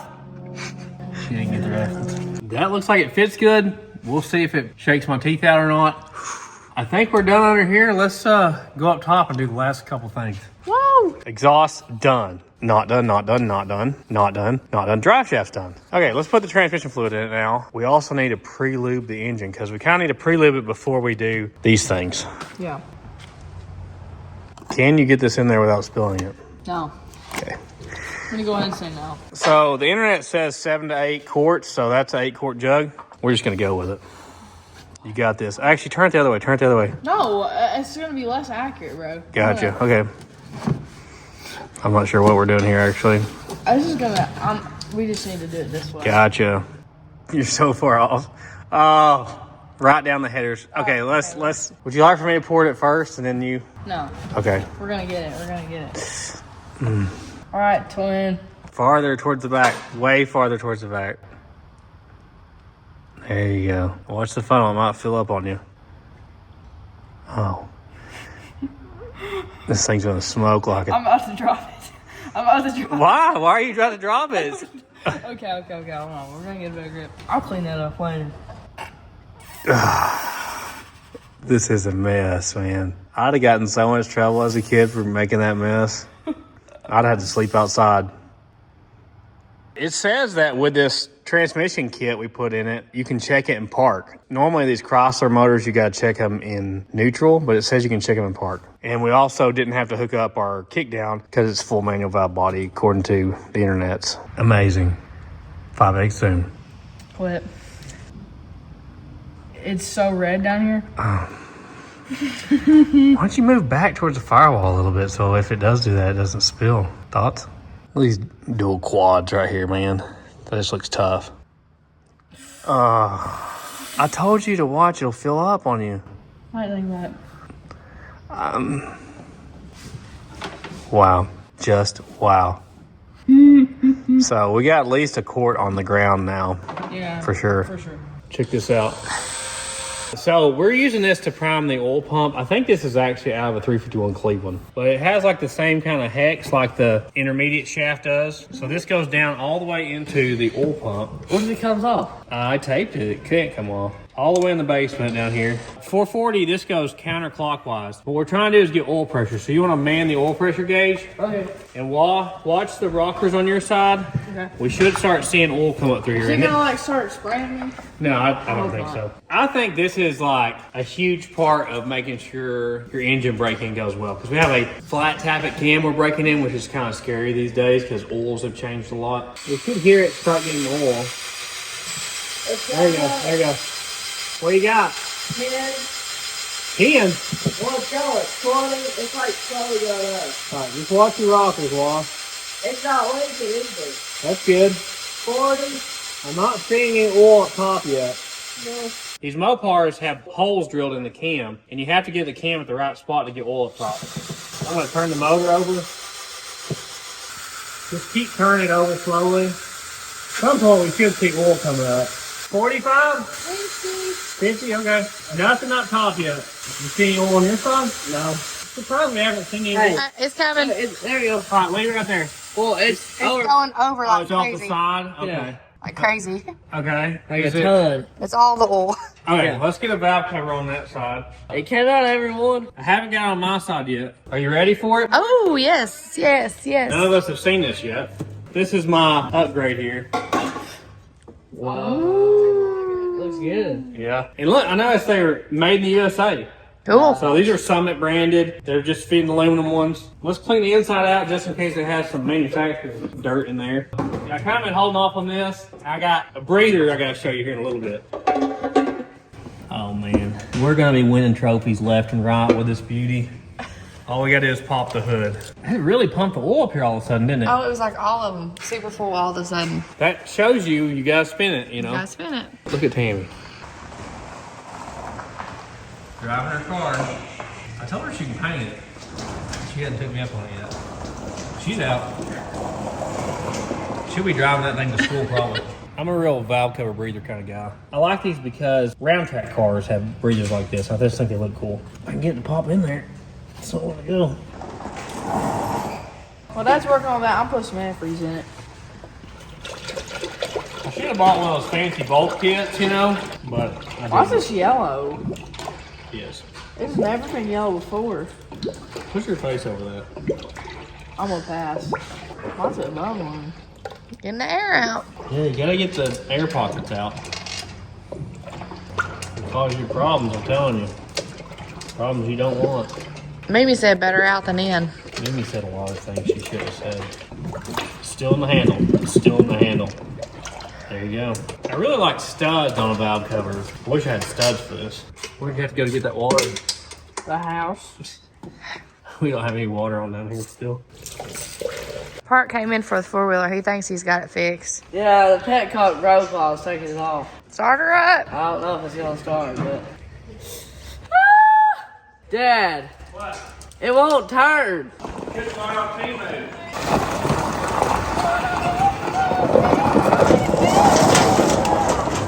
She was ripping that thing. It won't turn, and I don't want to break this one too. Oh, don't. Oh, it's just rough. Oh, it just needs to be broke in. Feels hideous. Feels bad. I can hear it. It sounds bad too. That's good. I missed like 5 times. Please, sir. It just ain't got the fuel up there yet.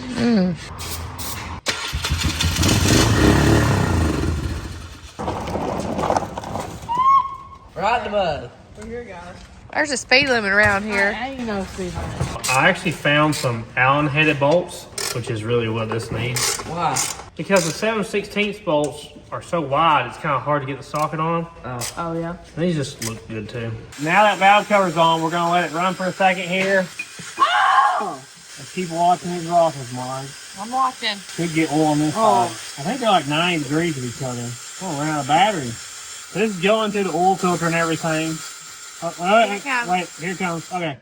Yeah. We got oil. Good deal. I was starting to worry. Everyone, yeah? Yeah, they're like instantly filled up. Yeah. All right, let me put this valve cover on and we'll run it some more. The front piece, so I can get that plastic off. Why you gotta take the plastic off? To get the carb off, because she's probably clogged or something. Probably. It's funny to me that when we got this engine, it was covered in smog stuff, rat infested, like it looked nothing like it does now. She looking good. Yeah, it's so much different now. It's filling up the lifters, it's filling up the push rods, the rockers. All right, there we go. Pull my Frankenstein thing out of here. And we'll put our intermediate shaft back in.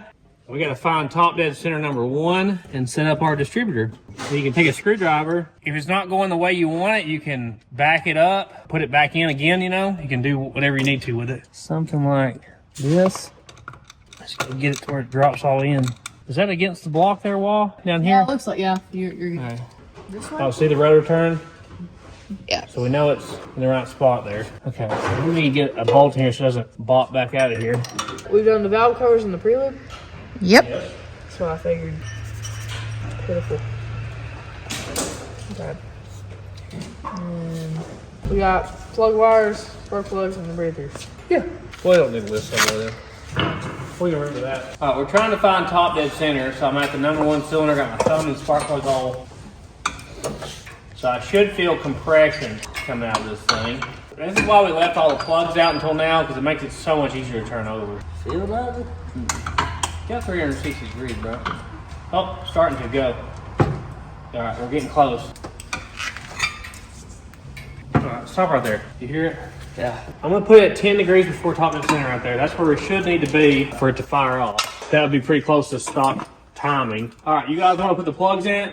Yeah. So we got a brand new set of plugs here. There, you know, just some cheap ones. Stop heat range and all that. Give it the best chance of firing off. The other ones look pretty fuel fouled. Where they at? They're underneath the headers. They're straight in too. I think it's inside of them. So what's going to be our number one cylinder? I want to put it kind of at the center of its adjustment and then see where it's pointing at. So it's pointing right at the valve cover rail. But where is it at? This is going to be our number one cylinder right here. We have the rotor in it, Marge, so That's good. Golly. How are you gonna tighten that one? yes. Got a long tube header life, bro. Yeah, you get big block engine in a car with headers. Spark plugs can kind of be a pain. Well, and these are more at an angle Bro, what than the other heck? engines. Yeah. Because American and such. Where's this at, bro? Have you found one yet? Yeah, I'm just my own third one. Just don't drop it. It'd be easier, I feel like, on this one to be under the car. There it went. For some reason, I don't think it hit the ground. What the heck? Where did this thing go to? Is it still in the haters? Did it rapture out? Go up with the lift, Squigs. There you go. All right, look under the lift now, Wall. See if it hit the ground. I got some new plug wires here. 8.5 millimeter. Hopefully they'll fit with our headers. How does one even manage? I don't know. So a 440 has really long plug wires, like especially on the driver's side. Oh. Hey, Wall. No! I don't want to drop it! Help! Help! What do you want me to do?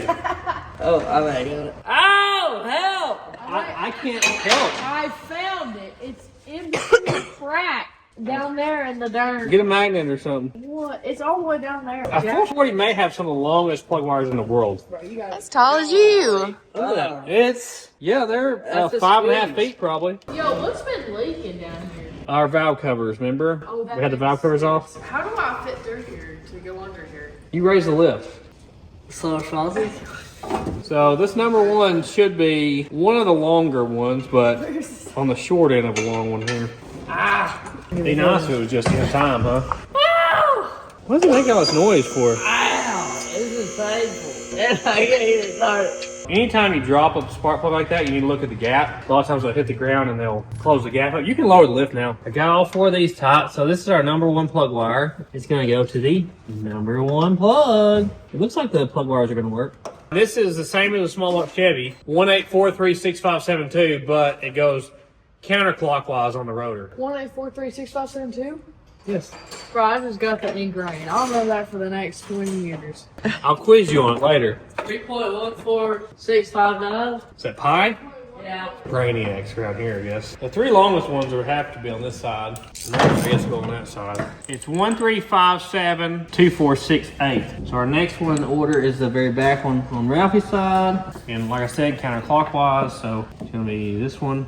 Looks like we have plenty of plug wire length. 4, so that's this one. You got it tight? Second one back? No. Okay, we'll get there in a minute. I figured out it's easier to tighten these spark plugs with an opening wrench from the top than it is to use the spark plug socket. It's just a really, really tight fit. So Ralphie had to go find us some rando plug wires from upstairs, which thankfully they're actually Summit branded in black. So, because these two especially, I mean, this is right up against the shock tower. It has to have a 90-degree end on it. And the plug wires I bought are straight ended. So trying to make what I got here work, but I really don't want to run a different color plug wire. That would really bother me. And these are too short that he brought down. Wall's up there looking again. Might be able to work out something. The floats aren't so good. She's dirty. Oh my goodness. I don't know how. I thought we were gonna have to use a blue one, but I found this in the back seat of the red Fairmont big block car because I burnt a couple plug wires and had to replace it. We'll spray paint that black Okay. later, okay? If I can get this one on, it'll be the last one. It is a pain on this side, that's for sure. It would be really a pain if this was hot. Before we try to start it, I just thought I'd show you the cam specs. This is the cam that's in the motor. 246 at 50, pretty big number. Supposedly the intake duration at 50 is the biggest thing that tells you how much power it should make. All right, are we forgetting anything? I'm sure we are. I should show you the breather. Even though this won't be on it when we're trying to start it, because we might need to do carb adjustments and stuff. Whoa. Wait for it, wait for it, wait for it. We're waiting. Wow. Oh, it's so good. This is so nice. This is oddly That's nice. awesome. Way too nice for this. Tell me about it. Look at that. That's so cool. Incredible, right? Incredible. I don't really like the too small breathers. A lot of people run that. And look, it even comes with like billet Ooh. wing nuts here. So came with the studs, even though I bought one because I thought it didn't. Okay, I guess let's back it outside and try to crank it. Time to go, Marge. All right. Go time. Push down and pull back 2 clicks. Well, you got brakes, so. What was that? Just let it go all the way outside, okay? Put some fuel down the vents here of the carburetor. That way we don't have to wait on the mechanical pump. And with this being a hydraulic flat tappet, we have to run it to like 2,000 to 3,000 RPM the whole time for like 20 minutes. So, Isn't it bad if it like shuts off? yeah, I mean, the guy at Racer Brown told me, like, if it shuts off, overheats or something, you have to shut it off. When it cools off, crank it back up and do the rest of the time. Like, keep up with your time. But usually they get hot before, you know, it's time. Yeah, we gotta pretty much run it hard here for the first 20 minutes or so. You want me to keep up with time? Yeah, keep up with time. We need a timer or something. It's always kind of sketch. As soon as it fires up, when you keep it revved, I gotta check the ignition timing, and we gotta keep cooling it, okay? Somebody needs to watch the gauges. I got coolant. You're supposed to fluctuate the RPM up and down. Let's see first about our battery. I just remember that. We never hooked the battery up. You tell me if anything sizzles or smokes, Sean. Okay, it's got power. What's the switch? That's the fan. Kick it on. Hey, I wired it right. Just turn the key to the on position. Just click it to on. See if anything happens. It's on. Hey, we got like a blinker light. Blinker's on. That's good. I never did hook up the wire to the volt gauge. Tell me if the volt gauge turns on. Nothing? All right, turn the key on. Hey, volt, yeah. All right, what about this one? No. So just this one? Yeah. So we only have one wire that has power to it when the key's on. Okay, I'll hook it up to that real quick. That way we have a volt gauge. There we go. I don't know what that wire was for, but now it's our volt gauge. Can you pull the mechanical choke? So that's our rear choke. I've got to hook it up to the front one. I haven't done it yet. You ready, Ralph? I'm ready. Trying to crank it.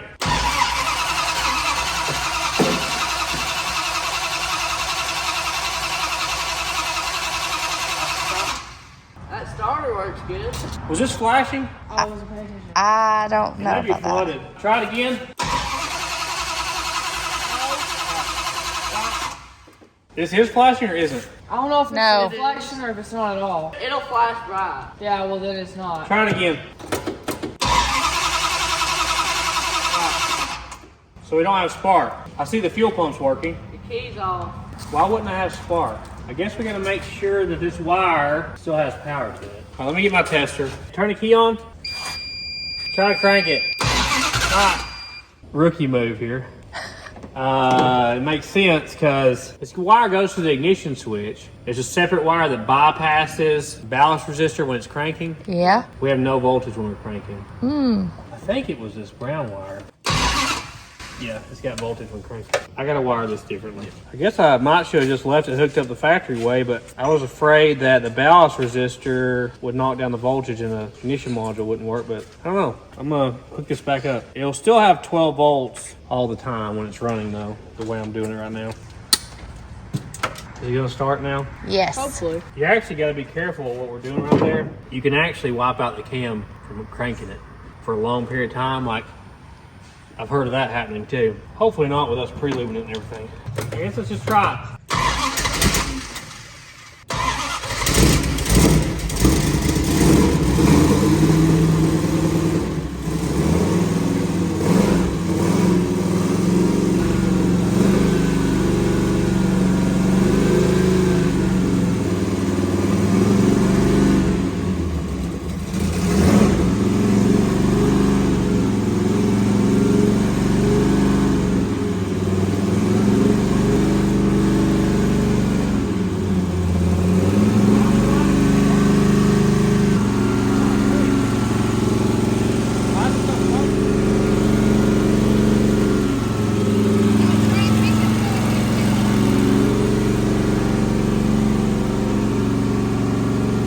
My timing light isn't working.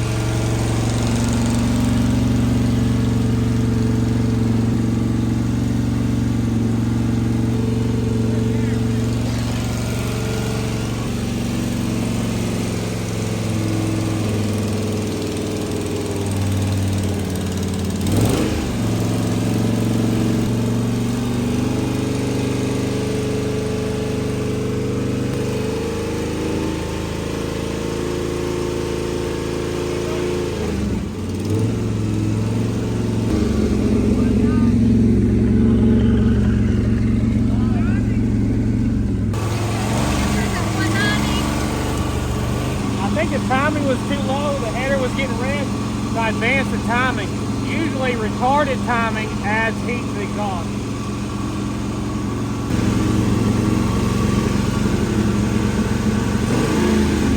It's about 205 degrees.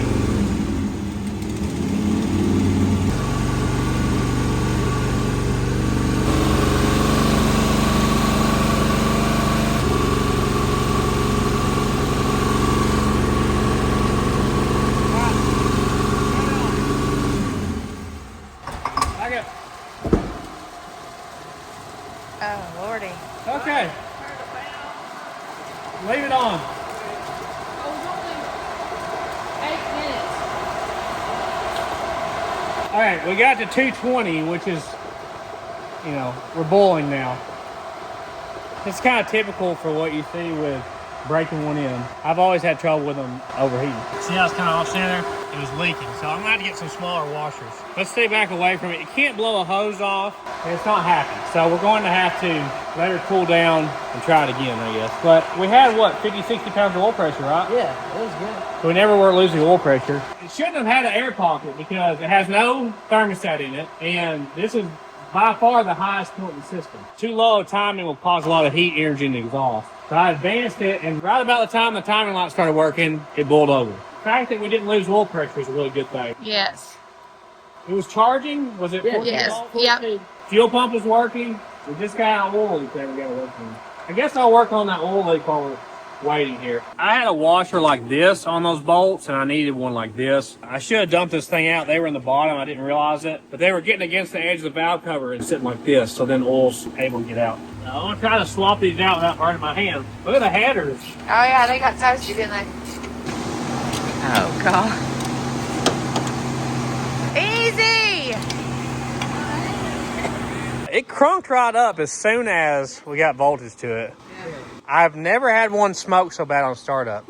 It's like oil got spilt all over the exhaust or something. It was running good, like the carbs seemed like they were pretty good. The timing light was a major L there. Word on the street is you're not supposed to put cold water in a hot motor with it sitting. Now I've heard it's kind of okay when it's running. It's probably been what, 20 minutes, 30 minutes, something like that. It ran for about 10 minutes that first try, so we need to get another 10 minutes out of it at least. And it says to change the oil after that. Obviously we got the break-in oil in it. I replaced all those washers. Here is why that was leaking, I believe. So I got about 5 of them are like this. Not all of them were like this. A bunch of them were all messed up there.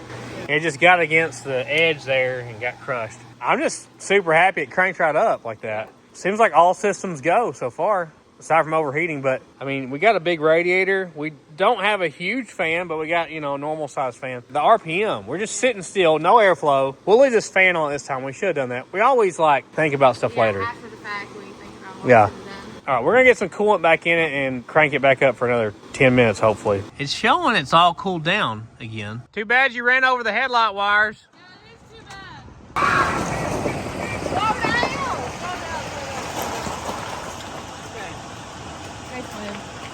I got the water. It's cool enough I can touch it now.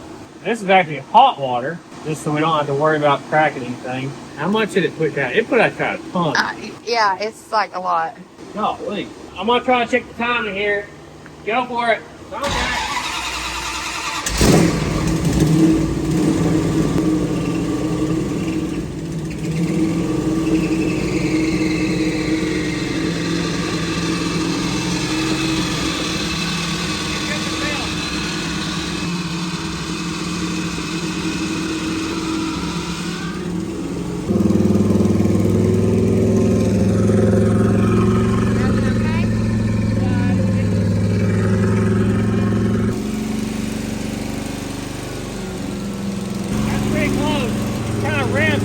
I'm trying to set 20 degrees. My hook's advanced.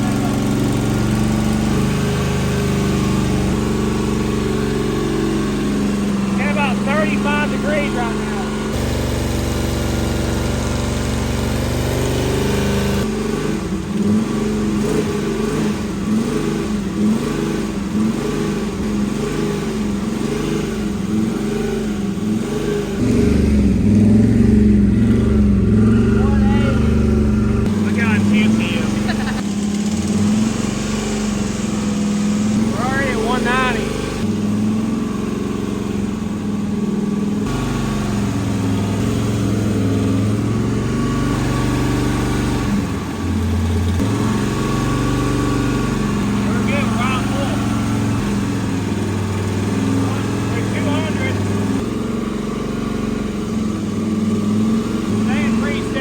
205 right now.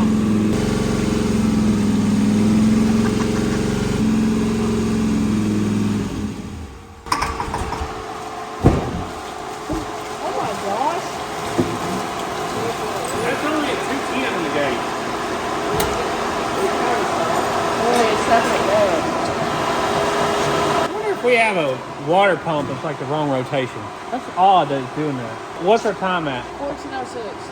Only 5 minutes away from having it done. I'd call it good. I'd say search up and they made 2 different times. I know this water pump, the outlet was on the opposite side of the factory one. The center part of the pump came with the housing, so it should match each other. It's rotating clockwise. All right, we're gonna have to let it cool for a while again. Maybe we can get 5 more minutes out of it tonight and let it cool for good overnight and change the oil tomorrow. It's still 50, 60 pounds of oil pressure, Yeah. right? I was a little bit worried. I almost sounded like a bearing sound at first, but that was the antifreeze getting on the Yeah. hose or belt. Yeah, the belt. I'm kind of wound. I'm kind of tight. Kind of Kramer right now, okay? Oh, Cosmo, calm down. I tried to stop it early because last time it was at 220 and it really boiled over. I didn't want to do that again. I thought, well, 210, that's right before the boiling point. Oh, Still she did. bold. So I looked it up. It's a PRW brand high performance mechanical water pump, and it says clockwise, and we're turning it clockwise, so that's not it. So it must just be the RPM and not enough airflow, I guess. Friction. It's kind of opposite of what you would think on the break-in. I would think that it would be just like crank it up and let it idle, you know? Yeah. Real low. But I think the point is a lot of oil slinging up onto the cam is why they want you to do it revved up. I mean, it's a proven method that they've done for years, you know. It's not like they just came up with it yesterday. You know, you'd think you just start up and let it idle. That way it's easy on it, but it's not what it is. I'm just so happy it ran and seems to be doing good. You know? It started up easy both times that we started up. Yeah. Really? When I did the timing light there, it was pretty far off. The timing was still way low, so I changed it a bunch. It may be hard to start. It kind of dieseled there at the end, but you'll get a car to diesel though just from being hot, even if the timing's right. Too. Yeah. And high RPM, like you really need to go back to low RPM before it's shut off. Like if your car's idled up high. Yes. If it's revved up, the mechanical advance is swinging out. So we had a lot of springs in it too. It may just be dieseling because it's hot and it was revved. More hot water. He's got his car back together. I told him to put fuel in the car. He's like, I got starting fluid.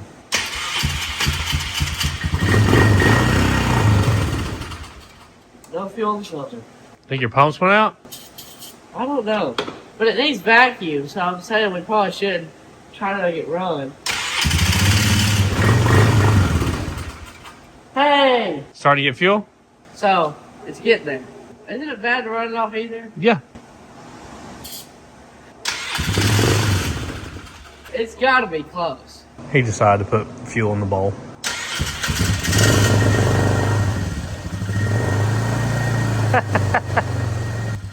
Funny how that works.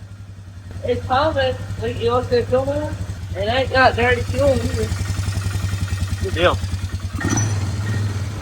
Hi, Kay. What are you doing? You exploring? Okay, it's been literally forever. Like, what, 45 minutes? It's been a long time. Seems like it took longer to cool down this time. And we're going to crank it back up. We just got 5 more minutes and needs to run. Put the breather on.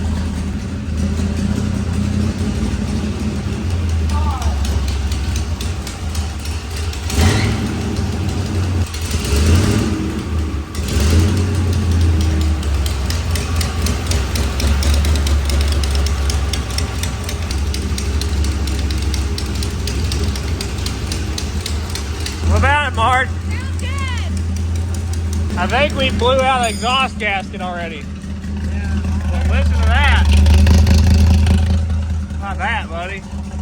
So the temperature's staying pretty good now. Why don't you shut it off? Yeah, I think that header glow and crazy nonsense blew our exhaust gasket out. We already got a tick over here. I wonder what that was. That makes me happy. That's awesome. I was struggling to get it up here for two reasons. That brake locks up. Yeah, this brake super locks up. Like, I'm telling you, any brake input, it locks the brakes up over here. So I gotta look into what's going on there. Oh, yeah, back up. Okay. Hey. I think it stopped. It's going back down. That and the idle was too low, which I was expecting the idle to be too high because two carbs, you know? Yeah, it's going back up. Yeah. Steamy. It goes up and down for no reason. The temperature seemed to kind of level off there, but we didn't run it for too long. We should have a broke-in cam now. Thank you, Lord. But we need to change the oil on it. Hey, success story. Very much successful. It's really late. The girls have already gave up on us. Wall had homework to do. Squeeze didn't care. So I guess we will see you guys tomorrow when this thing cools off. Show up. Bye. See you tomorrow. We were headed to church, and look, there's a baby Bangs out here. Clueless. They look the same. Look at that. I didn't expect that. Everybody's outside, aren't they? Is this the first one had issue? Yeah. That's why. We didn't even know. So tiny. He looks just like Bangs. I can't believe you had it today. I told you it was Was you expecting it? No. I'm not ready for this. Look at that. Is it a boy or girl? I think it's a boy. Hey, buddy, you're okay. It's okay. Bro, look. Look at the little guy. That's funny. Well, that's a pleasant surprise. Usually Marge says, oh, they're going to have it any day. And then it's like 2-3 weeks later. Scooter's meeting the baby. He must inspect it. Wall's out here this morning standing on the Maverick with a helper. He's in there sleeping. His mom's not being too good. She left him out in the middle of the field alone. Tater's coming to check on him. We're not 4 pounds. We're 3 in a little bit. She's had a chance to cool down now. We're gonna see if there's anything scary here in the oil filter. I don't expect there to be anything, considering it still has the I oil feel like he's pressure. gonna like go way farther than you think. You think? Ooh. No way, I'm crazy. What are you doing? The drips kind of look too clear. Okay. No, it's good to go, bro. It is good to go. Really want this? No, y'all say that about everything. No, it's perfect. It's perfect, dude. That was delusional. As long as rod cap bolt doesn't come out, we're good. Yeah. Yeah, I don't see anything scary there. Okay, well that's good news. At least it doesn't look too scary. At least we can get our painted, dented up oil filter off here now. True. This is our break-in oil filter here. Oh! The seal stay on the block. Ooh. That is a way to really hurt your engine if you don't pay attention. Nothing scary seems to be falling on that. Yeah, we had it on the motor when we painted it. It's the same oil filter, funny enough, that is on the big block Chevy in my Fairmont. See that seal stuck on there? Yep. If you stack those bad boys, which I've done once before, you can ruin an engine like I did. Out of an abundance of caution, I'm still putting the cam break-in oil in it, even though it's kind of expensive, you know, compared to regular oil. The fact that we had to stop 2 times during our break-in scares me too. I'm gonna put a little bit of oil in it. We're not gonna be able to put much because this thing sits sideways, and I'm gonna try to spin it on fast so it doesn't drain out. Put a little bit of oil on the seal, and we're off. Oh, I could have put more oil on that. It didn't drip a drop. You did good. I know. There's a bird in Yeah, where'd you put your bike at? Wait. In it? Yeah. What is it? Bro, that's what attacked me. It's like a bluebird. There's a bird in the fireplace? How did it coming down through the chimney? No way. Because that door hasn't been opened. Where's it at? I'm backing it up. It probably back Somebody get a flashlight. No, it's in the back. Look at it, look at it. Oh, there's a little bluebird. Marge is on it. Did you grab it? Grab it. Oh, there it goes.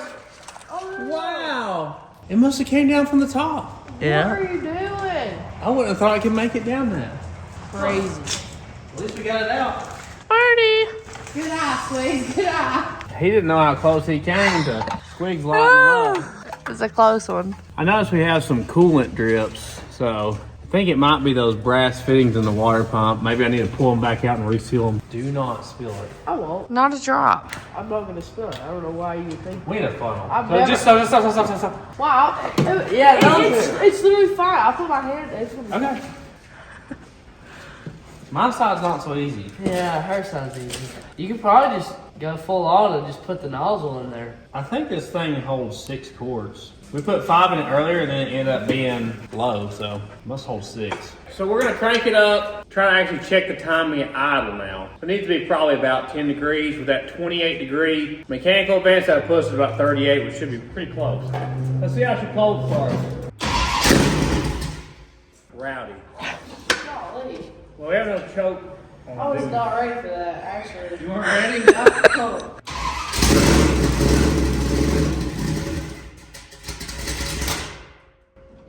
What time is it about?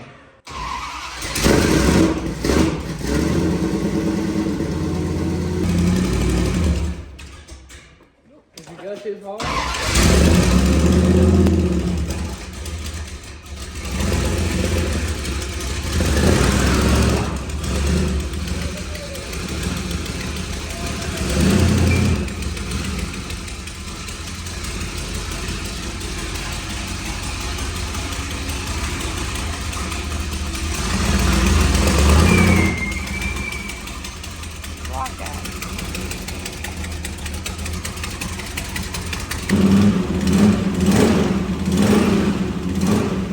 So this is a dial back timing light, so I'm putting it at 10 degrees. So what I'm looking for is that timing mark to be 0 actually.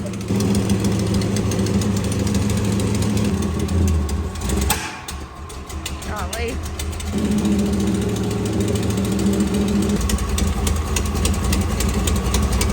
That's right at 10 degrees. You need a little more aisle speed though.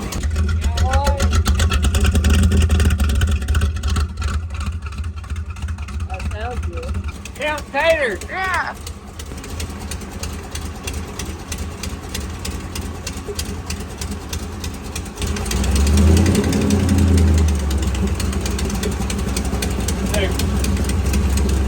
To set it accurately, you gotta have your vacuum advance unhooked. So when we hook this back up, it'll put some timing back in it.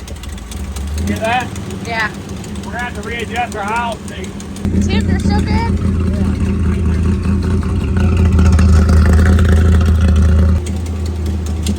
We're gonna shut this off, put the radiator cap on for the first time. I'm gonna mess with the aisle mixture and see if it locks it right. This is cleaning it out.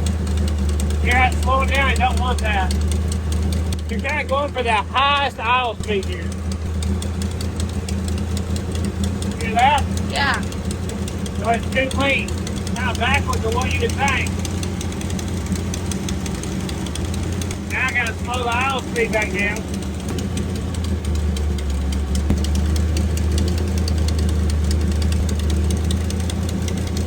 Like that too. Yeah.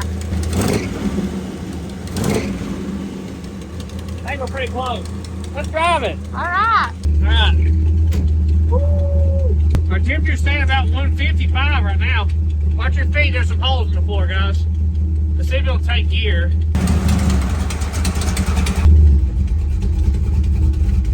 Oh.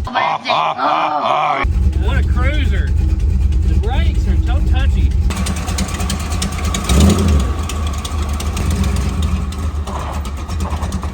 It sounds so good. Yeah.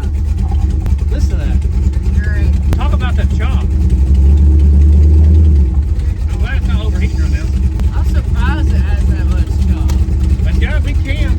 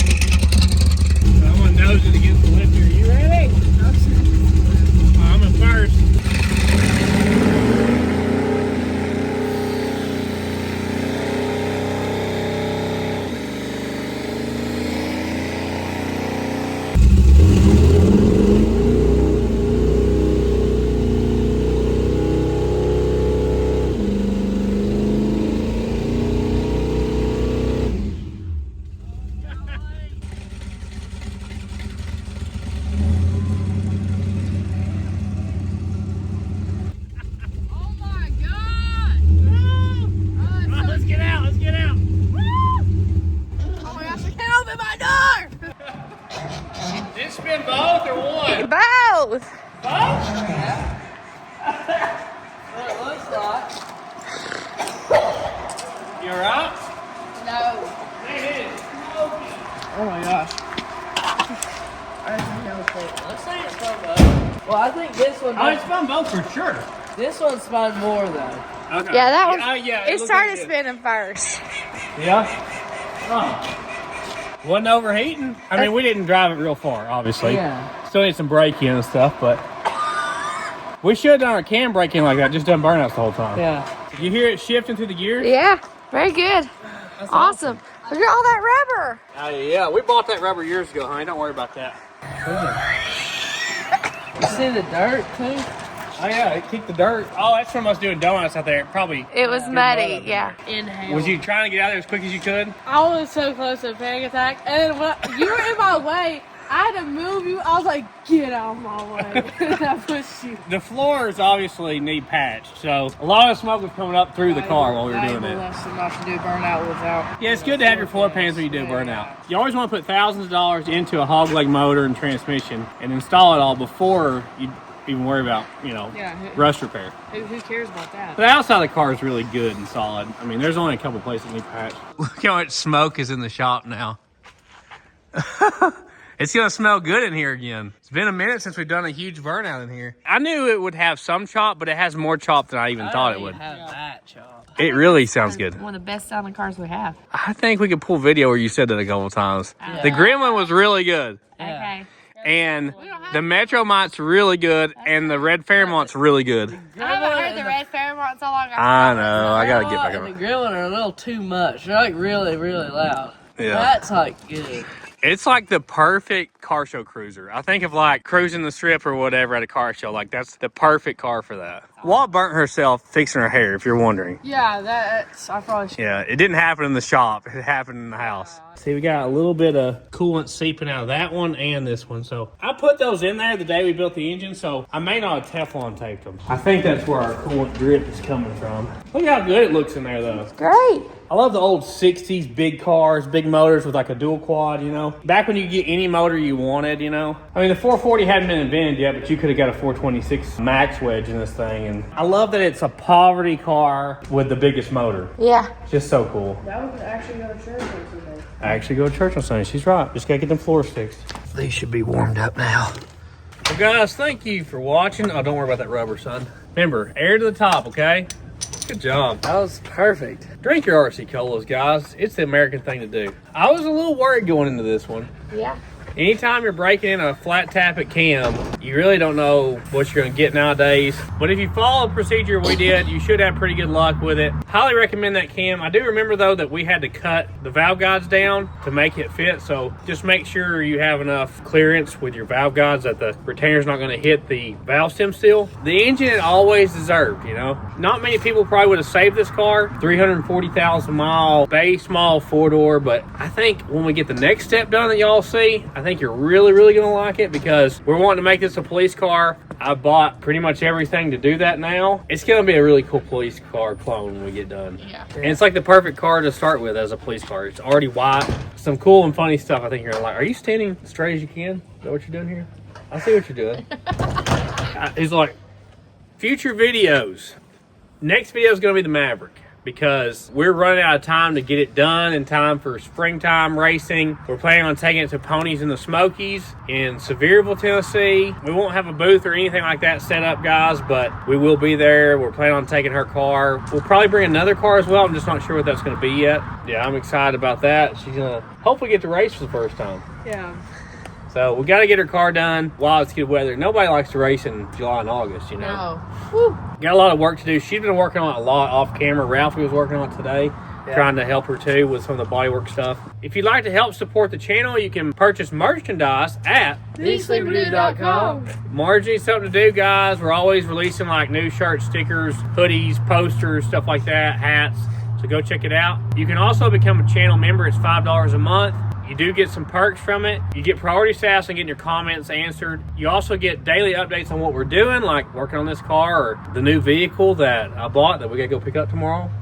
Only me and Mom know what it is, Excited. So stuff like that. And you get notified first if we have something new on the website or having a sale before everybody else. You can also do the thanks button down below. That's a way to donate to the channel. We appreciate everybody that does that. But we just appreciate everybody that watches. It always helps to hype it, right? Huh? Hype it.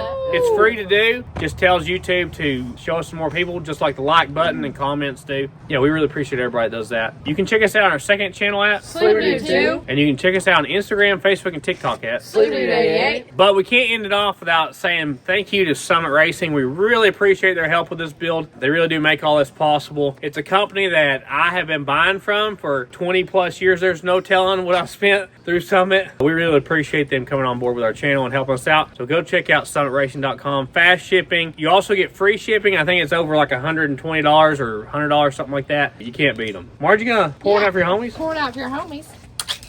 How many cans of these do you eat today, Marge? 3 or 4, 5 or 6. VHS. 6 or 7. Proof? Question mark, question mark, question mark. You're gonna have to wait. We can't show that. Ellie. I'm good. Oh. Well, let's go see the zoo. Woo! There is a passenger seat. That's what I was there. Little dude. He's cute. Yeah, he is a cutie. His mama is a new mama. It's first time mama. You know how they are. And she'll just walk off into the field and leave him. So we're having to kind of help babysit him from time to time. That's sweet. You want some snacks, huh? It's always these two at the fence. They know what's going on, don't they? He's trying to figure out who mommy is over here. How old are these little ones now, Marjorie? They're about 5 or 6 months old. 5 or 6 months. They look so little. They look like they're just a few weeks old still. They just don't grow fast, do they? The little pygmy goats. Look, she's licking him over now. Now you want to act like a mama? Well, everybody moves out of the way for her. Will Dean is going to be having a child. You're going to have a baby? 3/4 ear? We hope so. We'll see. I don't know. Her first baby, too. Baby's on the way, guys. Hey, Walkie. It's so funny to me how they hang out together all the time. That was his first baby, if you don't remember, guys. And they just do everything together. What are they, a whole 9 months apart in age or something? I don't know. He was young when he had this baby. Here you go. And remember, Jesus saves. Dollar General for 7 miles. What did we work on? It was a Plymouth Savoy. We put a 440 in. If you say this song, comment Forest. Makes sense.